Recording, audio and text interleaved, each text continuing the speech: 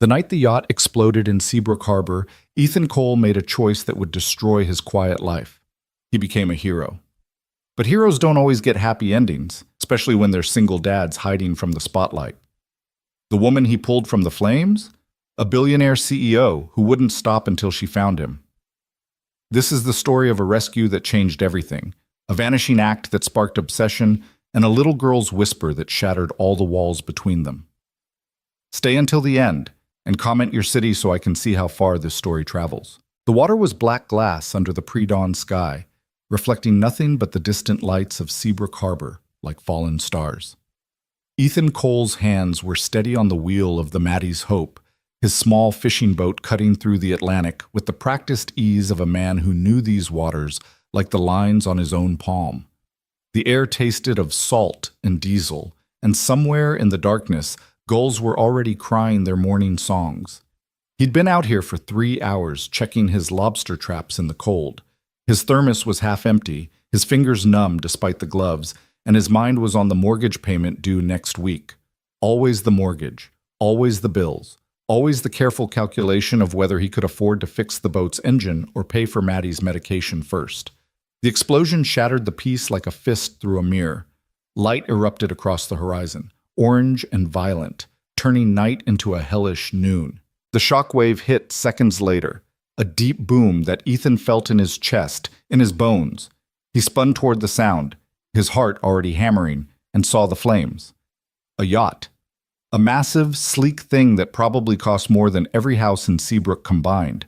It was burning like a Viking funeral pyre half a mile off the coast, black smoke pouring into the sky, flames licking up the white hull with hungry enthusiasm. Ethan's first thought was to call it in. His second thought was that by the time the Coast Guard arrived, whoever was on that boat would be dead. His third thought was of Maddie, 8 years old and sleeping in her bed back home, her heart monitor beeping its steady rhythm beside her pillow. "Turn around," Reason whispered. "Call it in. You have a daughter who needs you." But even as he thought it, his hands were already spinning the wheel, his foot pushing the throttle forward. The Maddie's Hope surged toward the burning yacht, her engine whining in protest. Ethan grabbed his radio. Coast Guard, this is fishing vessel Maddie's Hope. I've got a yacht on fire, approximately half-mile northeast of Seabrook Harbor. Coordinates." He rattled off the numbers, his eyes never leaving the inferno ahead. "I'm moving in to check for survivors. Over." Static crackled. Then a voice, professional and urgent. "Maddie's Hope. This is Coast Guard Station Seabrook. We're dispatching rescue now. Do not approach the vessel. Repeat. Do not approach. Over." Ethan hung up the radio. The heat hit him when he was still 50 yards out, a wall of scorching air that made his eyes water. The yacht was listing badly to port, flames consuming everything above deck. The name on the stern was half melted but still visible. Victoria's Dream. Expensive. Probably some tech mogul's weekend toy. He circled once, looking for signs of life, looking for any indication that this wasn't a suicide mission. The smoke was thick enough to choke on, black and oily. The yacht groaned, metal warping in the heat, and Ethan knew it had minutes before it went under. Then he saw her. A flash of movement through a porthole on the main deck, there and gone. But it was enough. Someone was alive in there. "God damn it," Ethan breathed. He killed the engine, let the Maddie's Hope drift closer. Too close. The heat was blistering now, paint bubbling on his boat's hull. He grabbed his emergency kit, first aid, blankets, a flashlight, and pulled his wool cap down low. It wasn't much, but it was all he had. The jump from his boat to the yacht's swim platform was maybe 6 feet. Ethan cleared it easy, landing in a crouch as flames roared above him. The deck was hot enough to feel through his boots. Smoke poured from the shattered windows of the main cabin, and somewhere inside something exploded with a sharp crack. "Maddie needs you alive," the voice in his head screamed. "Turn back." But his feet were already moving. The interior was hell. Smoke so thick he couldn't see 3 feet ahead, heat that seared his lungs with every breath. Ethan pulled his collar over his nose and mouth, squinting against the burning air. The yacht was expensive chaos. Overturned furniture, shattered glass, the stink of gasoline and burning plastic. "Hello?" he shouted. His voice was swallowed by the roar of the fire. "Anyone here?" No answer, just the crackle and snap of flames eating through wood and metal. He pushed deeper into the main cabin, staying low where the smoke was thinner. His eyes watered so badly he could barely see. The heat was insane, pressing down on him like a physical weight. Every instinct screamed at him to turn around, to get out while he still could. Then he found her. She was crumpled against the far wall beneath a collapsed bookshelf, unconscious, dark hair plastered to her face with sweat and soot, blood trickling from a cut above her eyebrow. She wore silk pajamas, cream-colored, expensive, and diamond earrings that caught the firelight like trapped stars. "Hey!" Ethan dropped beside her, pressing 2 fingers to her throat. Pulse. Weak, but there. "Hey, can you hear me?" Nothing. Her chest rose and fell in shallow gasps, her skin gray with smoke inhalation. Above them, the ceiling groaned. Flames were eating through the deck above, and Ethan could see the wood beginning to bow, could hear the warning creak of structural failure. No time for gentle. He grabbed her under the arms and hauled her up, slinging her over his shoulder in a fireman's carry. She was light, too light, all sharp angles and fragile bones. Rich women and their diets. The yacht lurched suddenly, listing harder to port. Ethan stumbled, caught himself against the wall, felt the heat sear through his glove. The woman's head lolled against his back, her breathing ragged. Move. Move now. He ran. Back through the smoke-choked cabin, dodging falling debris. The ceiling collapsed behind him with a roar, flames exploding upward in a rush of superheated air. The heat was unbearable now, his lungs screaming for clean air, his vision going dark at the edges. The swim platform. Just get to the swim platform. Ethan burst out into the open air, gulping oxygen, his eyes streaming. The Maddie's hope was still there, drifting in the waves, blessed and beautiful. He didn't let himself think, just jumped. For a single, weightless second, they were airborne, Ethan and the unconscious woman, suspended above the black water with fire at their backs. Then gravity claimed them, and they hit the deck of his boat hard enough to knock the wind from his lungs. Ethan rolled, keeping the woman's weight off him, and scrambled to the wheel. His hands were shaking, from adrenaline, from fear, from the sheer stupid impossibility of what he'd just done. The engine turned over on the first try, the most beautiful sound in the world, and the Maddie's hope surged away from the dying yacht. They were 50 yards out when the yacht's fuel tank went up. The explosion was massive, a pillar of fire that turned the night to day. The shockwave rolled across the water, rocking the Maddie's hope, and Ethan threw himself over the woman's body, shielding her from the rain of burning debris. Heat washed over them in waves, and when Ethan finally looked up, the yacht was gone. Nothing left but flames on the water and floating wreckage. He sat back, breathing hard, his heart trying to hammer its way out of his chest. His hands were burned, his lungs felt like he'd inhaled broken glass, and he was pretty sure he'd just used up every scrap of luck he'd ever have. But they were alive. The woman stirred, coughing weakly. Ethan turned to her, pulling his blanket from the emergency kit and wrapping it around her shoulders. Her eyes fluttered open, dark eyes, disoriented and glassy with shock. "You're okay," Ethan said, his voice rough from smoke. "You're safe. Just breathe." She stared at him, her mouth working soundlessly. Then her eyes rolled back and she was out again. In the distance, sirens wailed. The Coast Guard, probably. Ambulances. The whole damn cavalry coming to deal with the aftermath. Ethan looked at the woman, at her expensive pajamas and diamond earrings, at the blood on her face and the soot in her hair. Questions would come. Press, probably. Police. Insurance investigators. Everyone would want to know what happened, how she survived, who pulled her out of the fire. And Ethan couldn't afford questions. Because questions meant attention, and attention meant people looking into his life. And people looking into his life meant Maddie. His phone was buzzing in his pocket. He pulled it out with numb fingers, saw the screen. Mrs. Chen, neighbor. "Hello?" "Ethan, thank God. I heard the explosion, saw the fire. Are you—" "I'm fine," Ethan cut her off. "Is Maddie—" "Still sleeping, sweetie. Her monitor's been steady all night. I just wanted to make sure you were okay out there." Relief made his knees weak. "I'm coming in. Be there in 20 minutes. "Okay, I'll make coffee." Ethan hung up. The Coast Guard cutter was visible now, cutting through the water with its searchlight sweeping the wreckage. In another minute, they'd be here.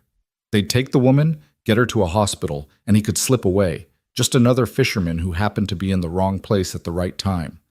He looked at her one more time. Even unconscious, even covered in soot and blood, there was something striking about her. Strong features, a face that probably commanded boardrooms and intimidated competitors. She'd want to thank him, probably. Offer him money, reward, whatever rich people did when someone saved their life. But Ethan couldn't take that risk. Couldn't let the spotlight find him. Couldn't let anyone dig too deep into his life. Because the Harrisons, Maddie's grandparents, were always watching, always looking for any excuse to take his daughter away. Unfit father, they'd said in court, living hand to mouth, barely keeping her in medication. One more strike, one more sign of instability, and they'd have grounds to reopen the custody case. So when the Coast Guard cutter pulled alongside and uniformed men were calling out questions and securing the woman on a stretcher, Ethan gave them the basics. Saw the explosion, moved in, found one survivor, pulled her out. No, he didn't know who she was. No, he didn't need medical attention. Yes, he was fine. "We'll need a statement," the lieutenant said, clipboard in hand. "Sure. I'll come by the station tomorrow. Right now I need to get home. My daughter." Understanding flickered in the man's eyes. Small town. Everyone knew everyone. Everyone knew Ethan was raising Maddie alone. "Go ahead. We know where to find you." Ethan nodded, already turning the Maddie's hope toward home. Behind him, the Coast Guard was loading the woman into their boat, wrapping her in thermal blankets, radioing ahead to the hospital. She'd be fine. Better than fine, probably. Rich people always landed on their feet, and he'd be forgotten by morning. The sun was rising when Ethan tied up at his dock, painting the sky in shades of pink and gold. He was exhausted, his body screaming from burns and bruises he'd barely registered in the moment. But he forced himself to move, to climb the worn steps to his house, a small, weather-beaten thing perched on the hill overlooking the harbor. Mrs. Chen met him at the door, her round face creased with concern. "Jesus, Mary and Joseph, Ethan, you look like you went through hell." Something like that. He moved past her, heading straight for Maddie's room. The door was open, and there she was, his whole world, curled up in her twin bed with her stuffed rabbit tucked under her chin. The heart monitor on her nightstand beeped its steady rhythm, the green line rising and falling with each breath. Ethan stood in the doorway and just breathed, just let himself be grateful. "She had a good night," Mrs. Chen said softly behind him. "Slept straight through. I checked her vitals every 2 hours like you showed me." "Thank you." Ethan's voice was rough. "I'll get you that 20. Oh, stop it. You know I don't charge you." Mrs. Chen patted his arm. "But Ethan, what happened out there? The whole harbor's talking about some yacht explosion." "Wrong place, wrong time," Ethan said. The lie came easy. It had to. "Saw the fire, called it in, that's all. Coast Guard handled the rest." Mrs. Chen's eyes were sharp, but she didn't push. "Well, I'm glad you're safe. Maddie needs her daddy." "I know." After Mrs. Chen left, Ethan showered, watching brown water swirl down the drain, soot and blood and the smell of smoke. His hands were blistered, his lungs still aching, but nothing that wouldn't heal. He'd gotten lucky. Impossibly lucky. He dressed in clean clothes and went to make breakfast, moving quietly so he wouldn't wake Maddie. Eggs and toast, coffee strong enough to wake the dead.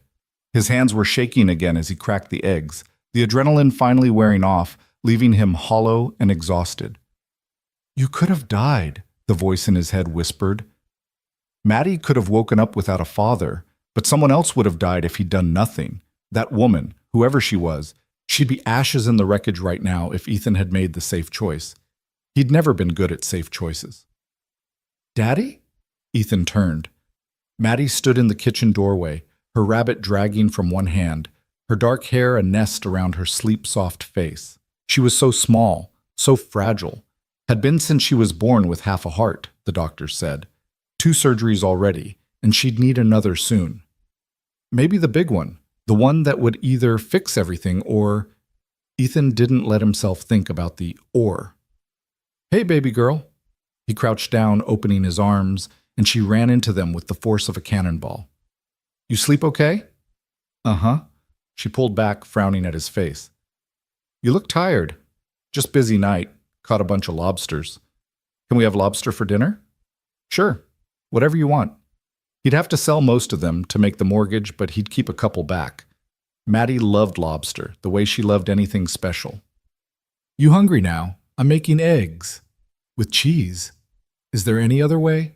She giggled, and the sound was worth more than all the diamonds on that woman's ears. Ethan made breakfast while Maddie chattered about her dreams, something about unicorns and flying, and tried not to think about the choice he'd made out on the water, tried not to think about the woman he'd left behind.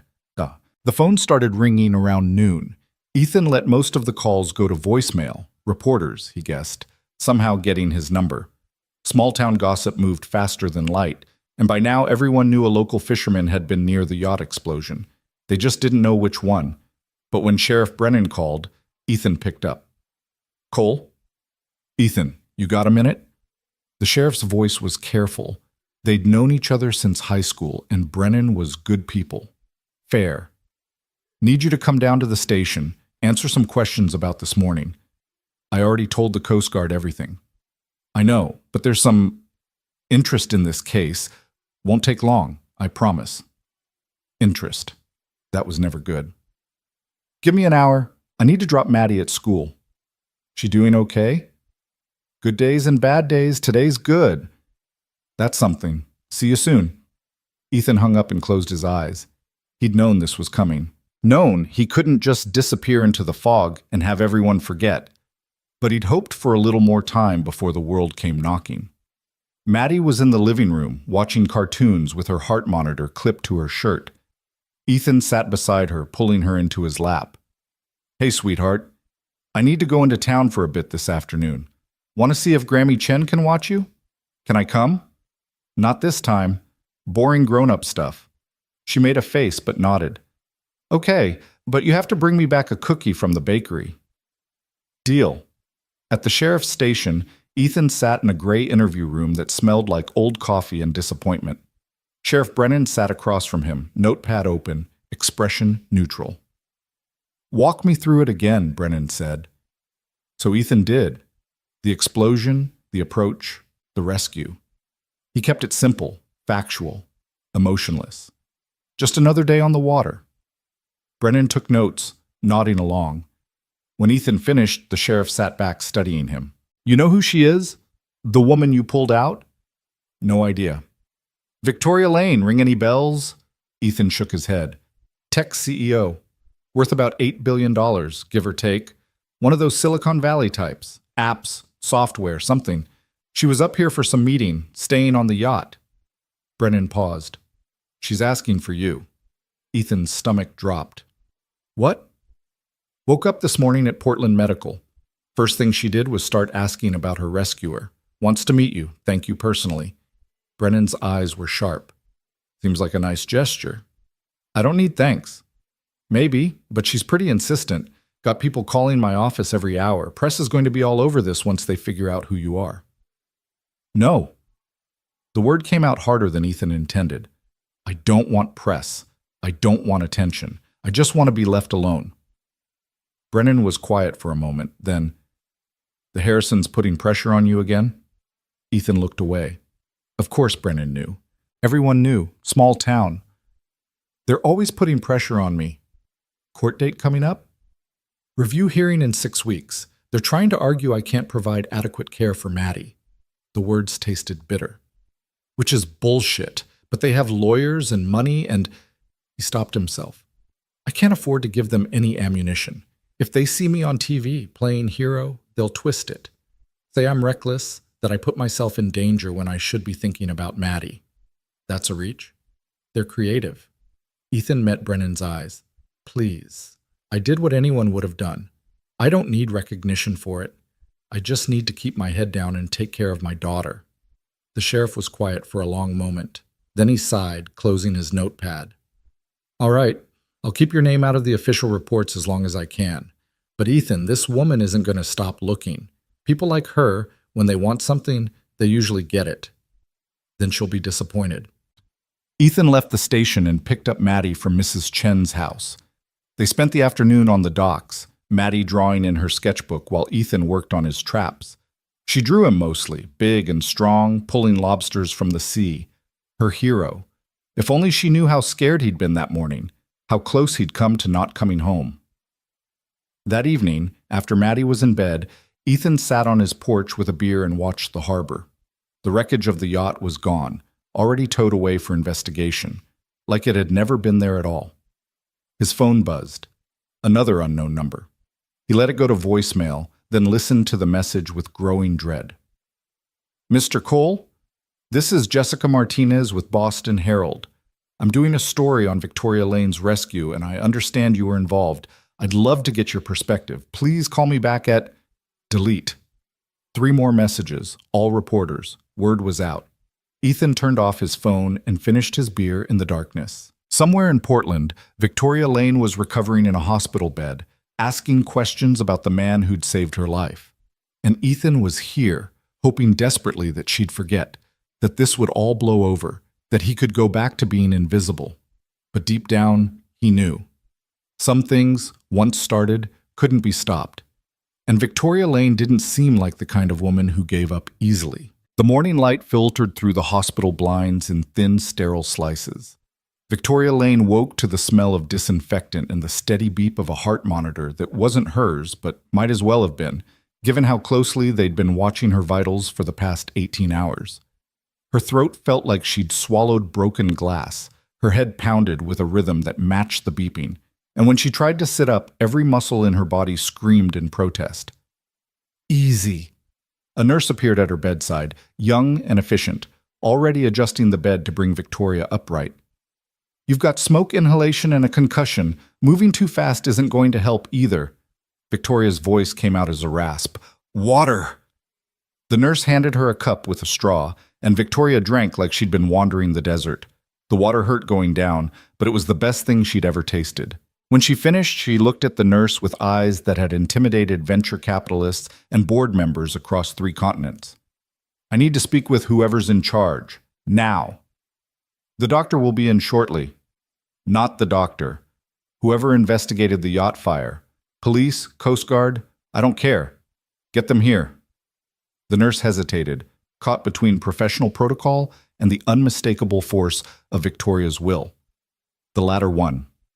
"I'll see what I can do." 20 minutes later, a Coast Guard lieutenant stood beside Victoria's bed, cap in hand, looking uncomfortable in the fluorescent light. His name tag read Morrison, and he had the weathered face of someone who'd spent too many years staring at the ocean. "Miss Lane, I'm Lieutenant Morrison. I'm glad to see you're recovering." "The man who pulled me out of the yacht." Victoria's voice was still rough, but clear, direct. "I need his name." Morrison shifted his weight. "We're still compiling the report." "Don't." Victoria cut him off with the precision of a surgeon's scalpel. "I've been dealing with bureaucrats and lawyers since I was 23. I know when someone's stalling. You know who he is. I want his name." The lieutenant's jaw tightened. "Ms. Lane, the individual in question has requested privacy." "I don't care what he requested. He saved my life. I'm not going to hurt him. I'm not going to sue him. I'm going to thank him. Now give me his name, or I'll have my legal team request every document related to this incident under the Freedom of Information Act by lunch." It wasn't a bluff. Morrison knew it wasn't a bluff. He sighed, pulling out a small notepad. "His name is Ethan Cole, local fisherman. He was checking traps when the yacht exploded, moved in to help before we arrived." "Address?" "Ms. Lane, address." Morrison recited it like a man facing a firing squad. Victoria committed every word to memory. "Thank you, Lieutenant. That will be all." After he left, Victoria lay back against the pillows and closed her eyes. Her last clear memory before waking up here was going to bed on the yacht, exhausted from a day of meetings with the main tech initiative. She'd been trying to expand her company's presence on the East Coast, scouting locations for a new development center. The yacht had been borrowed from a business associate. Marcus something, she couldn't remember his last name, and she'd fallen asleep to the gentle rocking of waves. Then nothing, just smoke and fire and strong arms lifting her, carrying her through hell. A face above hers, streaked with soot, eyes intense with focus. A voice saying, You're safe. Just breathe. Ethan Cole. She pulled her phone from the bedside table. Someone had retrieved it from the wreckage, cracked screen but still functional, and opened her email. 300 unread messages. Her assistant, Rebecca, had been busy. Victoria typed quickly. Rebecca. Need full background on Ethan Cole, Seabrook Harbor, Maine. Fisherman. Everything. Employment, family, financials, legal history. I want it in 2 hours. The response came in 30 seconds. Already on it. Heard you were asking. Sending preliminary report now. That was why Victoria paid Rebecca 6 figures. The woman was psychic. The report came through as a PDF, and Victoria read it with the same intensity she brought to quarterly earnings statements. Ethan Cole, 32 years old, widowed 3 years ago, wife died in a car accident. One daughter, Madeline, age 8. Operated a small fishing business, barely solvent, behind on property taxes, medical bills piling up. Victoria scrolled further. There was more. A custody dispute with the child's maternal grandparents, Robert and Catherine Harrison. Wealthy couple from Boston, arguing that Ethan couldn't provide adequate care for Madeline, who had a congenital heart defect. Review hearing scheduled in 6 weeks. Jesus, Victoria muttered. No wonder he'd vanished into the fog. The man was barely keeping his head above water, and the last thing he needed was media attention giving his dead wife's parents more ammunition. But he'd still risked his life to save hers. Victoria's phone rang, her brother David calling from San Francisco. She answered on speaker. You're alive. David's voice was tight with relief and anger in equal measure. Do you have any idea how terrifying it was to get a call that your yacht exploded? I was on a plane before they even confirmed you were okay. I'm fine. You're in a hospital with smoke inhalation and a concussion. That's not fine, Vic. That's the opposite of fine. I've had worse hangovers. This isn't funny. What the hell happened? Victoria gave him the abbreviated version.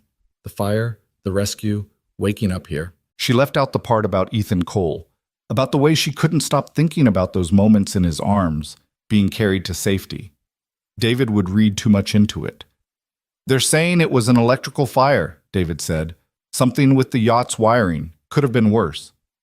It was worse. It would have killed me if not for... She stopped herself. For? The fisherman who pulled me out. Right. I saw the Coast Guard report. Anonymous Good Samaritan. You planning to track him down and throw money at him? Something like that. David was quiet for a moment. Then, Vic, maybe just let this one go. Send a thank you card, make a donation to the local fire department, whatever. But I know that tone in your voice, and it worries me. What tone? The one that means you've decided something and nothing's going to change your mind. The same tone you had before you quit Stanford to start the company. Before you mortgaged your apartment to make payroll in year 2. Before you... I get it. I'm stubborn. You're obsessive. There's a difference. David's voice softened. Just be careful, okay? You almost died. Maybe take a few days to process that before you go charging after some guy who clearly doesn't want to be found. He saved my life, David. I know, and I'm grateful, but that doesn't mean you owe him anything beyond basic gratitude. Don't make this into one of your projects.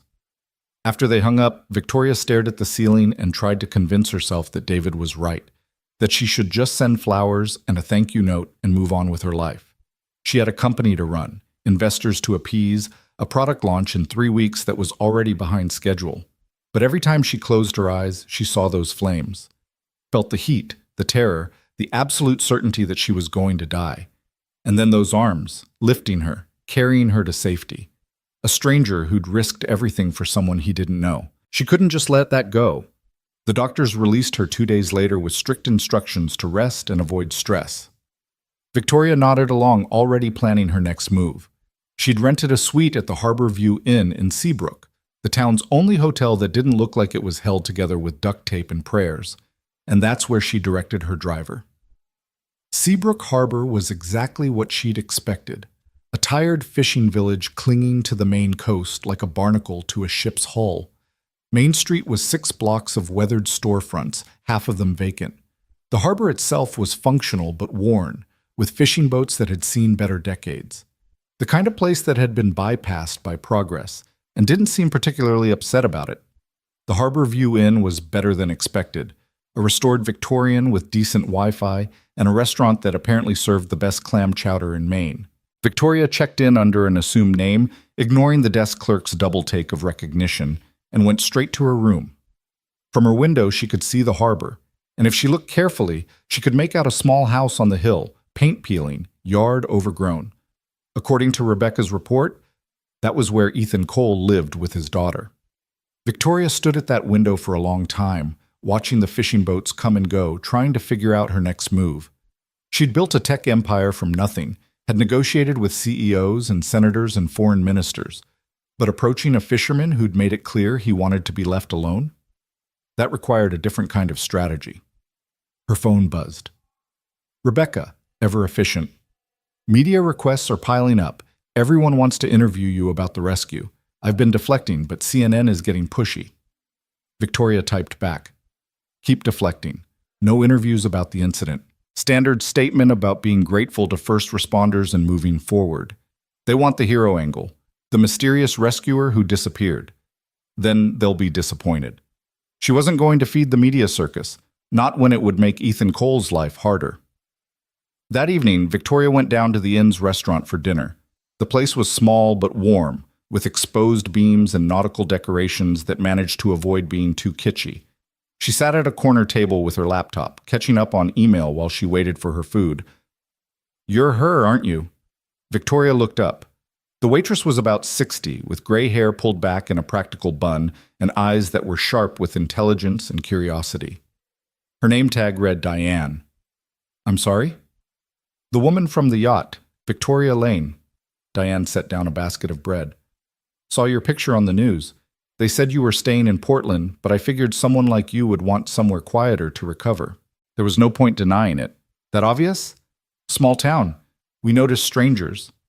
Diane's expression softened. "I'm glad you're okay. That was a hell of a thing, what happened." "It was. And I heard Ethan Cole pulled you out. That true?" Victoria's hand tightened on her water glass. "You know him?" "Everyone knows everyone here. Ethan's good people. Quiet, keeps to himself, but good people. He's had a rough few years." "His wife?" Diane nodded, sliding into the seat across from Victoria without asking permission. The restaurant was nearly empty anyway. "Sarah, sweet girl. They were high school sweethearts, got married young. She died in a car accident when Maddie was 5. Drunk driver crossed the center line." Her voice went hard. "Ethan's been raising that little girl alone ever since, and doing a damn fine job of it, despite what her grandparents say. They're trying to take custody. They've been trying since Sarah died. The Harrisons never approved of Ethan, thought Sarah married beneath her. They've got money, connections, and they're convinced Maddie would be better off with them in Boston." Diane's jaw set. "But Maddie loves her daddy, and Ethan would walk through fire for that child." Victoria thought about the man who'd literally walked through fire to save her. "He seems like the type." "So what are you doing here, Ms. Lane?" Diane's eyes were knowing. "If you wanted to thank him, you could have sent a check. Why come all the way to Seabrook?" It was a fair question. Victoria didn't have a good answer. "I'm not sure yet." "Well, word of advice, Ethan doesn't want attention, never has. He's not going to want thanks or rewards or whatever else you're planning. He just wants to raise his daughter in peace." "Then maybe people should let him." Diane studied her for a moment, then smiled. "Maybe they should." She stood up, patting Victoria's shoulder. "Clam chowder's excellent tonight. And if you happen to go for a walk along the docks tomorrow morning, around 6, you might run into certain fishermen checking their boats." Victoria watched her walk away, then smiled into her wine glass. Small towns, everyone in everyone's business, but not without purpose. She spent the evening working, trying to focus on quarterly projections and product development timelines.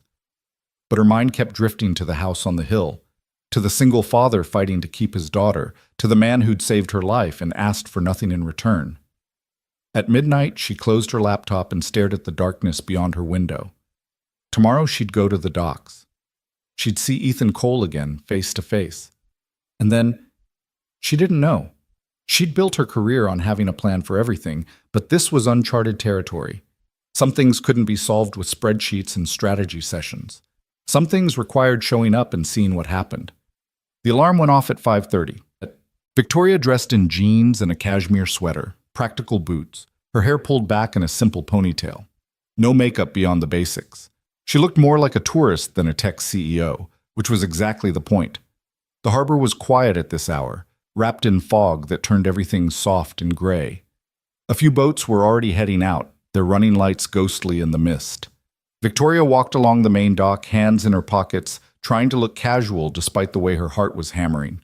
She spotted the Maddie's Hope at the far end, a small, well-maintained fishing boat with faded blue paint. And there, loading supplies onto the deck, was Ethan Cole. He looked different in daylight, older than his 32 years with lines around his eyes that spoke of worry and long hours. His hair was dark and needed a cut, his jaw shadowed with stubble. He moved with the easy competence of someone who'd been working boats his whole life, every motion economical and precise. Victoria approached slowly, her boots quiet on the wooden planks. She was 10 feet away when he sensed her presence and looked up. Their eyes met. For a moment, neither of them moved. Recognition flickered across Ethan's face, followed quickly by something that looked like dread. He straightened, wiping his hands on his jeans, his expression closing off. Ms. Lane. Mr. Cole. Victoria stopped at the edge of his boat, not quite close enough to board without invitation. I was hoping we could talk. There's nothing to talk about. His voice was flat, guarded. You're alive. I'm glad. That's all there is to it. You saved my life. I did what anyone would have done. That's not true, and you know it. Victoria took a step closer. The Coast Guard told me the yacht was fully engulfed when you went in. You could have died. Ethan's jaw tightened. But I didn't, and neither did you. So let's just leave it at that. I can't. Why not? Frustration edged into his voice. What do you want from me? Money? I don't have any. A photo op? I don't want one. A news interview so you can tell the world how brave I was? That's the last thing I need. I don't want any of that. Then what? Victoria opened her mouth, then closed it. What did she want? To thank him, yes. To understand why he'd run. To see if the man she'd glimpsed in the smoke and fire was real or just a product of trauma and desperation. I want to know why you disappeared, she said finally. The Coast Guard said you left before they could get your full statement. The sheriff said you asked him to keep your name out of the reports. You saved my life, and then vanished like you'd done something wrong. Ethan looked away, out at the gray water. I have my reasons. Your daughter. His head snapped back toward her, eyes sharp with alarm. How do you... I did my research. It's what I do. Victoria kept her voice gentle. I know about Maddie, about the custody case, about why you can't afford attention right now. Then you understand why I need you to leave. Ethan's voice was tight. I appreciate that you came all this way. I really do. But the best thing you can do for me is forget I exist and go back to your life. What if I don't want to? Doesn't matter what you want. This is my life, my daughter. I'm not going to risk her because some billionaire has a savior complex. The words should have stung. Instead, Victoria found herself almost smiling. Is that what you think this is? Isn't it? Ethan crossed his arms. Rich person almost dies, wants to feel grateful, finds the poor local who saved them and tries to fix their life. I've seen this movie. It doesn't end well for people like me. People like you. Yeah, people who can't afford your kind of help. Victoria was quiet for a moment, studying him. He was defensive, scared, protecting something precious. She understood that. She'd spent her career protecting her company from people who wanted to consume it, change it, make it into something it wasn't. You're right, she said finally. I don't understand your life. I don't understand what it's like to raise a child alone, to fight for custody, to work every day just to stay afloat. But I understand what it's like to almost die, and I understand what it's like to owe someone a debt you can't repay. You don't owe me anything. I owe you everything, my life, my future. Every moment I'm going to have from now on exists because you were brave enough to risk yours. Victoria took a breath. So maybe I do have a savior complex. Maybe I'm trying to fix something, but not your life. Mine. Because I can't go back to running my company and making my deals and pretending nothing happened when I know there's a man in Maine who gave me a second chance and is getting nothing in return. Ethan stared at her, and for a moment the walls came down. She saw the exhaustion in his eyes, the fear, the weight of carrying too much alone. Then he looked away again. I don't need saving. Maybe not. But your daughter needs surgery. Victoria had read the medical reports, had seen the bills. And that costs money you don't have. That's none of your business. It became my business when you carried me out of a burning yacht. No. Ethan's voice was firm. It didn't.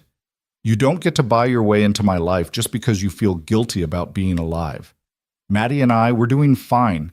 We'll figure out the surgery when the time comes. We always do. And when her grandparents use your financial situation to take her away? That won't happen.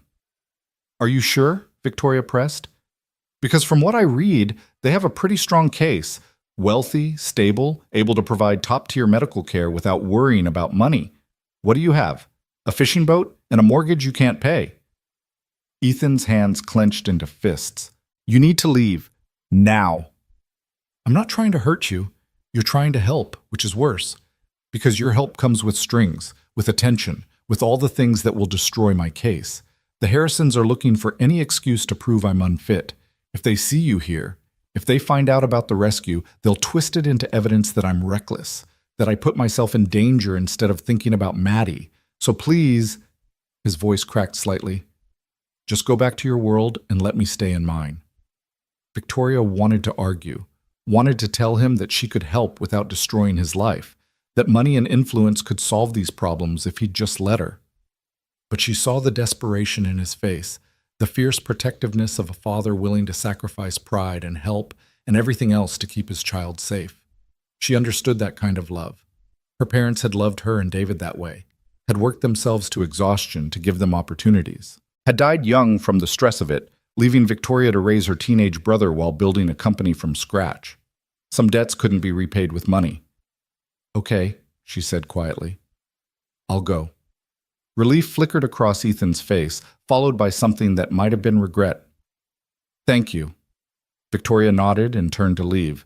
She'd made it 5 steps when she stopped, looking back over her shoulder. Just so you know, I looked into the yacht fire. The preliminary report says it was electrical, a fault in the wiring. But I'm having my people dig deeper. If someone tampered with that yacht, if this wasn't an accident, I'll find out. And if finding out puts you in any danger or draws attention you don't want, I'll make it go away. That's not charity. That's just tying up loose ends.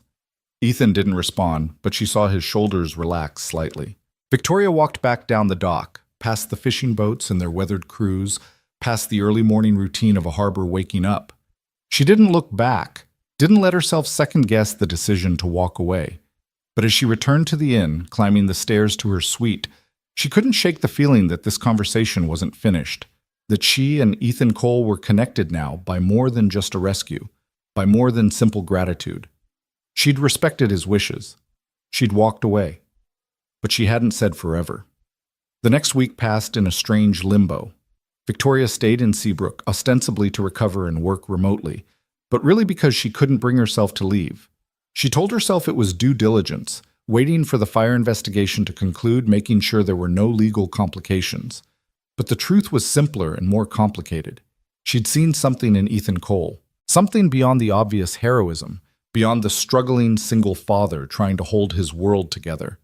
She'd seen the kind of integrity that didn't bend even when it should, the kind of stubbornness that would choose pride over survival if that's what it took to keep his daughter safe. Victoria knew that kind of stubbornness. She'd built her company on it. She worked from the inn's restaurant, taking meetings via video call and reviewing reports on her laptop. Rebecca had wanted her back in San Francisco, but Victoria had overruled her. The company could survive without her for a few more days.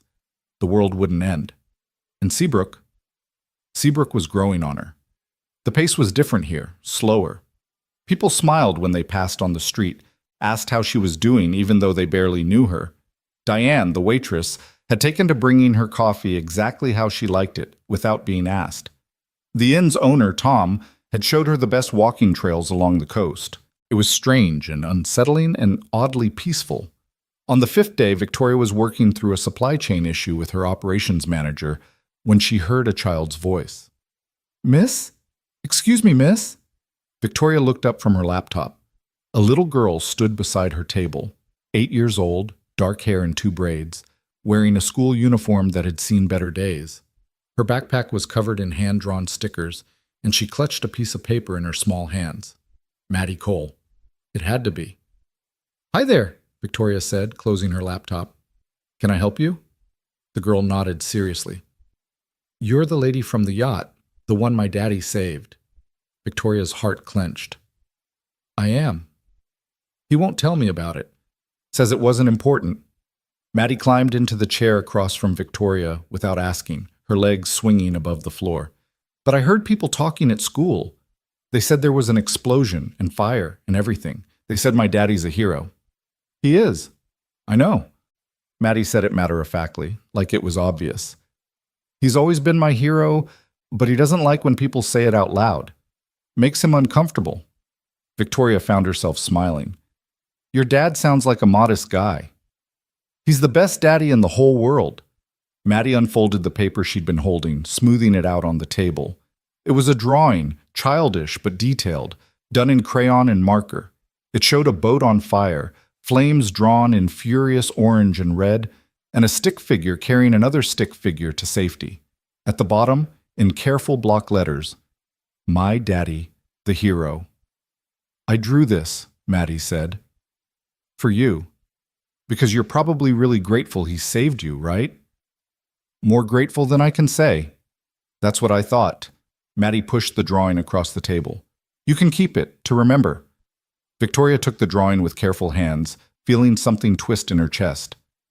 "Thank you. This is beautiful. My art teacher says I'm really good at people." Maddie tilted her head, studying Victoria with dark eyes that were too wise for 8 years old. "Are you rich?" The question was so direct, so innocent, that Victoria almost laughed. "Yes, I am."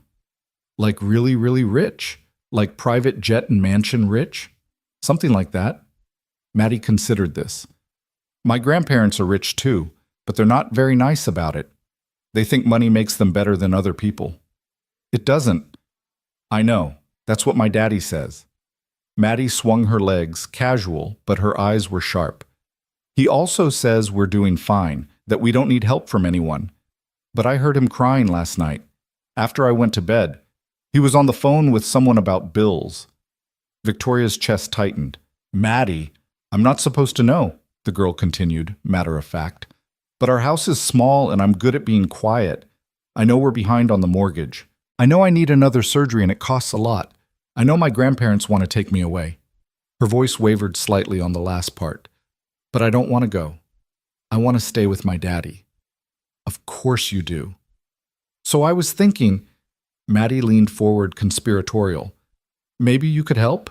Not like charity or whatever, but like, I don't know, give my daddy a job or hire his boat for something? He's really good at fishing, the best in Seabrook." Victoria looked at this small, brave girl with her handmade drawing and her fierce love for her father and felt something crack open inside her chest. She'd spent years building walls, protecting herself from the vulnerability that came with caring too much. But this child, with her honesty and her hope, had just walked right through every defense. "Maddie," Victoria said gently, "I already tried to help. Your dad said no. He's stubborn." "I noticed. But that's just because he's scared. Not of the fire or the rescue or anything like that. He's scared of losing me." Maddie's eyes were bright. "If you really want to help, you can't make it seem like help. You have to make it seem like you're the one who needs something. Does that make sense?" Victoria stared at this 8-year-old with the strategic mind of a Fortune 500 CEO. "That makes perfect sense." "Good." Maddie hopped down from the chair, shouldering her backpack. "I have to go. Mrs. Chen picks me up after school and she'll worry if I'm late. But thank you for talking to me. And for letting my daddy save you. He needed to be a hero. It's been a long time since he felt like one." She was gone before Victoria could respond, skipping out of the restaurant with the carefree energy of childhood.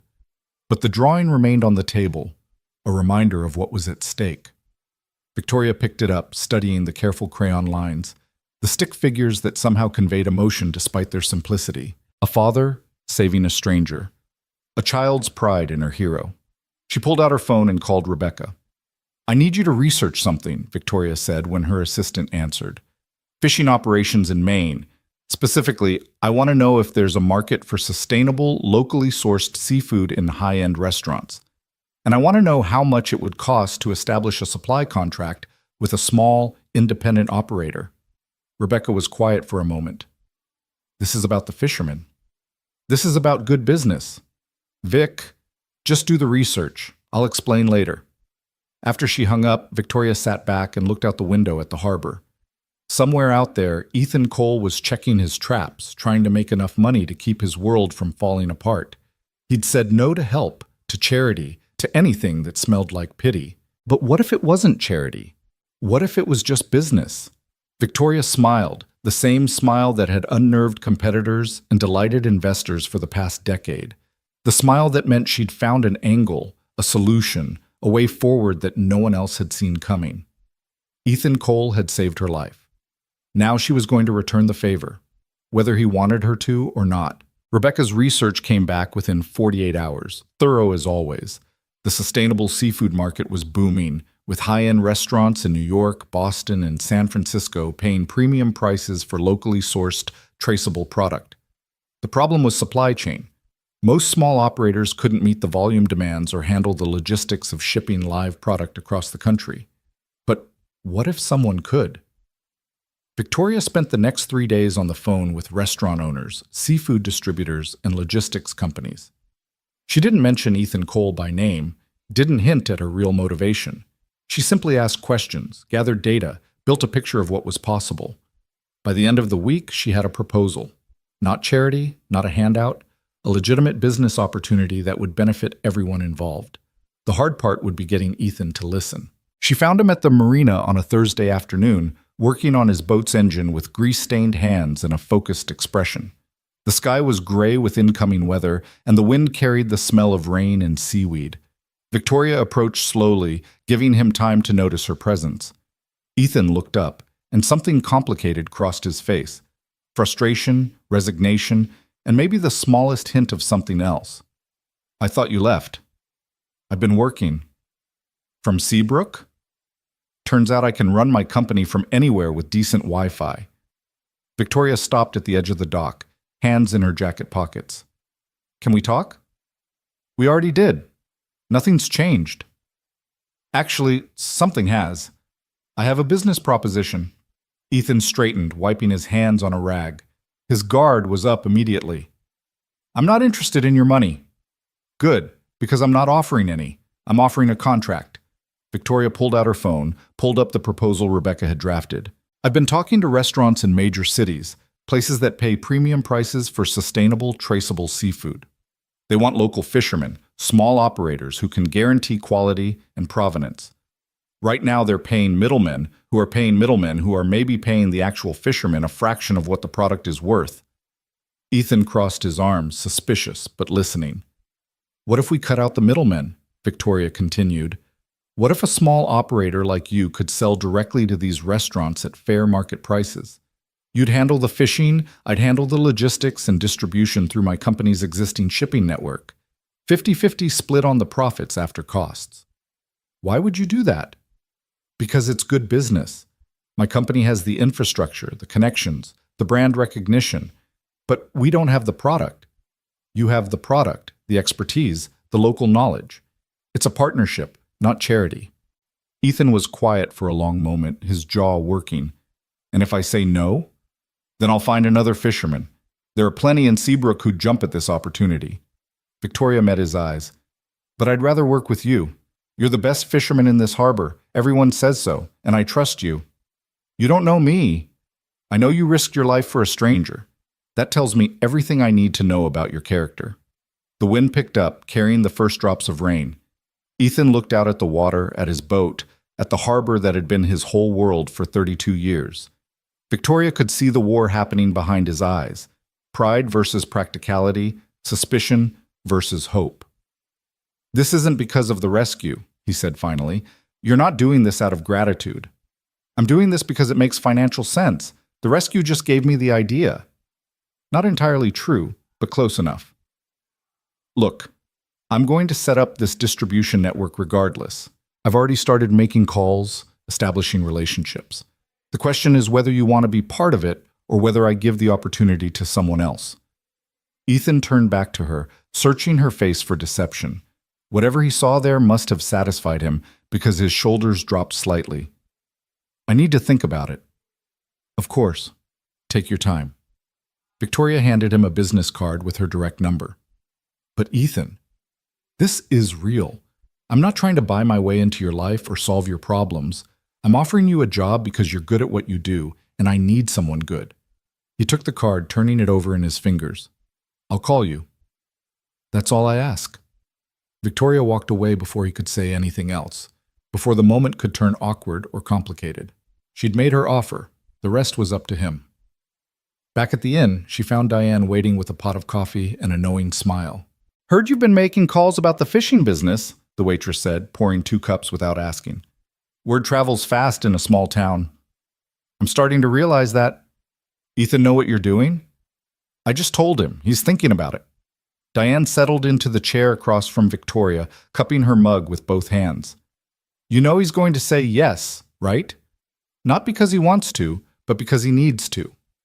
That man's been drowning slowly for 3 years, and he's too proud to ask for a life preserver. You're offering him one disguised as a business deal. It is a business deal. Sure it is. Diane's smile was gentle. And I'm the Queen of England. Look, I'm not judging. What you're doing is kind. But don't expect Ethan to make it easy. He's been burned by people with good intentions before. The grandparents? Among others. After Sarah died, everyone in town wanted to help, brought casseroles, offered to watch Maddie, tried to give him money. He turned it all down. Said he didn't need pity. Diane shook her head. Some people are too proud for their own good. I'm familiar with the type. I bet you are. Diane studied her over the rim of her coffee cup. You're not what I expected, you know. When I heard a billionaire was staying in town, I figured you'd be all designer clothes and entitled attitude. But you're real. Victoria laughed, surprised. I'm not sure anyone's ever called me real before. Well, you are. And Maddie likes you. That girl's a good judge of character. She stopped by earlier, told me all about the drawing she gave you. She's a remarkable kid. She is, and she's terrified of losing her father. Diane's expression grew serious. Those grandparents, the Harrisons, they're not bad people exactly. They love their daughter, and they want to protect their granddaughter, but they don't understand Maddie. Don't understand that taking her away from Ethan would destroy her, even if they could give her every material advantage in the world. Love isn't a material advantage. No, it's not. Diane stood, refilling their cups. The custody hearing is in 4 weeks. If Ethan doesn't have his financial situation sorted by then, he's going to lose. The Harrisons have been building their case for months. Medical bills, missed payments, that roof that needs replacing. Every little thing they can use to prove he's struggling. Victoria's hands tightened around her mug. 4 weeks. That's all the time they had. What happens if he loses? Maddie goes to Boston. Big house, private schools, top medical care, and a little girl's heart breaks in ways that money can't fix. Diane's voice was soft. I've known Ethan since he was Maddie's age. He's a good man, a good father. But sometimes being good isn't enough. Sometimes you need help, whether you want it or not. After Diane left, Victoria sat alone with her coffee and her thoughts. 4 weeks to turn around a man's entire financial situation. 4 weeks to make sure a little girl didn't lose her hero. It should have felt impossible. Instead, it felt like a deadline. Victoria had built a billion-dollar company by meeting impossible deadlines. This was just one more. Ethan called 3 days later. Victoria was in the middle of a video conference with her development team when her phone rang, displaying his number. She held up a finger to the screen. Give me 5 minutes. We'll pick this up after lunch. She ended the call and answered Ethan. Hi. I want to see the contract. His voice was careful, guarded.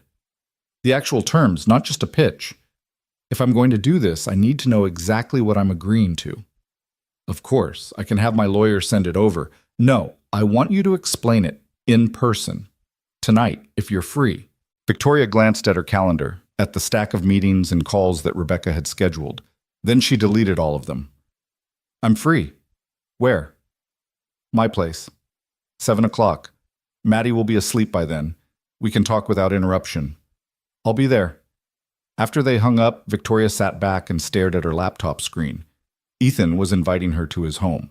It was a small thing, maybe, but it felt significant. Like he was opening a door he'd kept firmly locked since their first conversation. She spent the afternoon preparing, pulling together the contract terms, the financial projections, the market research. Rebecca had done excellent work. As always, the proposal was solid, legitimate, profitable for both parties. There was no charity here, no hidden agenda, just good business. But Victoria knew that Ethan would look for the catch, would scrutinize every clause, every term, searching for the place where her gratitude masqueraded as opportunity. She'd have to prove him wrong. At 6:45, Victoria drove up the hill to Ethan's house. It was smaller than she'd expected, a two-bedroom cottage that had seen better decades. The paint was peeling, the porch sagged slightly, and the yard was more weeds than grass. But there were flower boxes under the windows, empty now in late fall, and a small vegetable garden that looked carefully tended. It was a home. Not a showpiece, not an investment, a place where a father and daughter built their life together. Victoria knocked softly. Footsteps, then the door opened. Ethan stood there in jeans and a flannel shirt, his hair damp from a recent shower, his feet bare. He looked more relaxed than she'd seen him, but still guarded. Come in. The interior was clean but cluttered in the way homes with children always were. School papers on the fridge, toys in the corner, a heart monitor charging on the kitchen counter. The furniture was old but comfortable, and everywhere Victoria looked, she saw evidence of Maddie, drawings taped to the walls, photos on every surface, a pink backpack hanging by the door. Coffee? Ethan asked. Please. He poured 2 mugs while Victoria settled at the small kitchen table.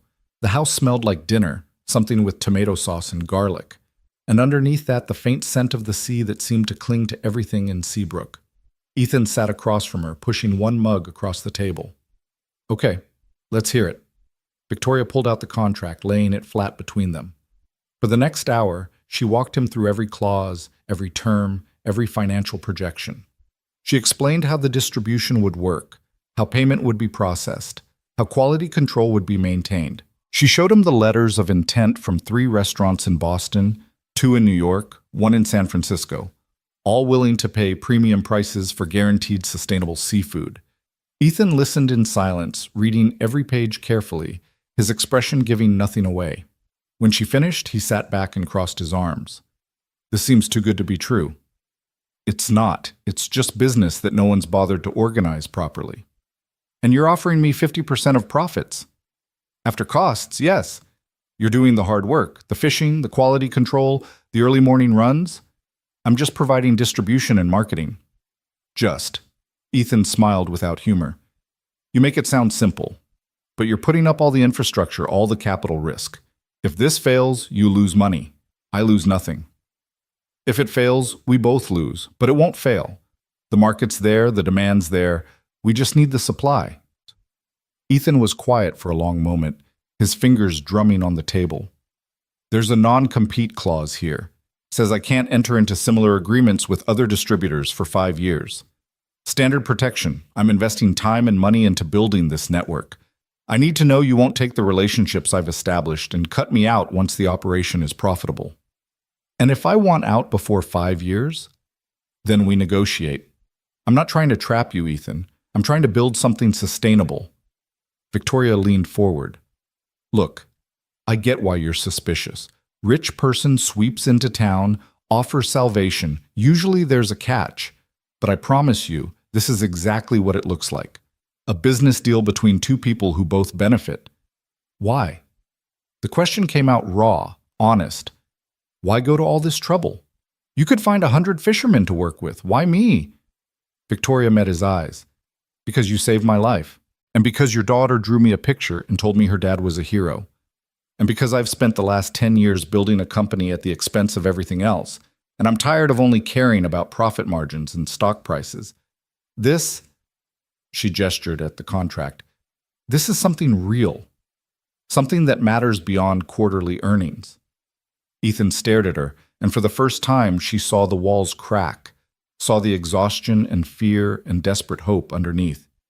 If I do this, if I sign this contract, the Harrisons will find out. They'll say it's suspicious that you're paying me off as a thank you for the rescue. Let them.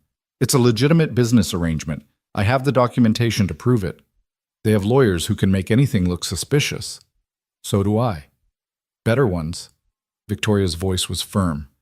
Ethan, I've been in boardrooms with people who'd eat the Harrisons for breakfast. If they try to use this against you in court, I'll testify.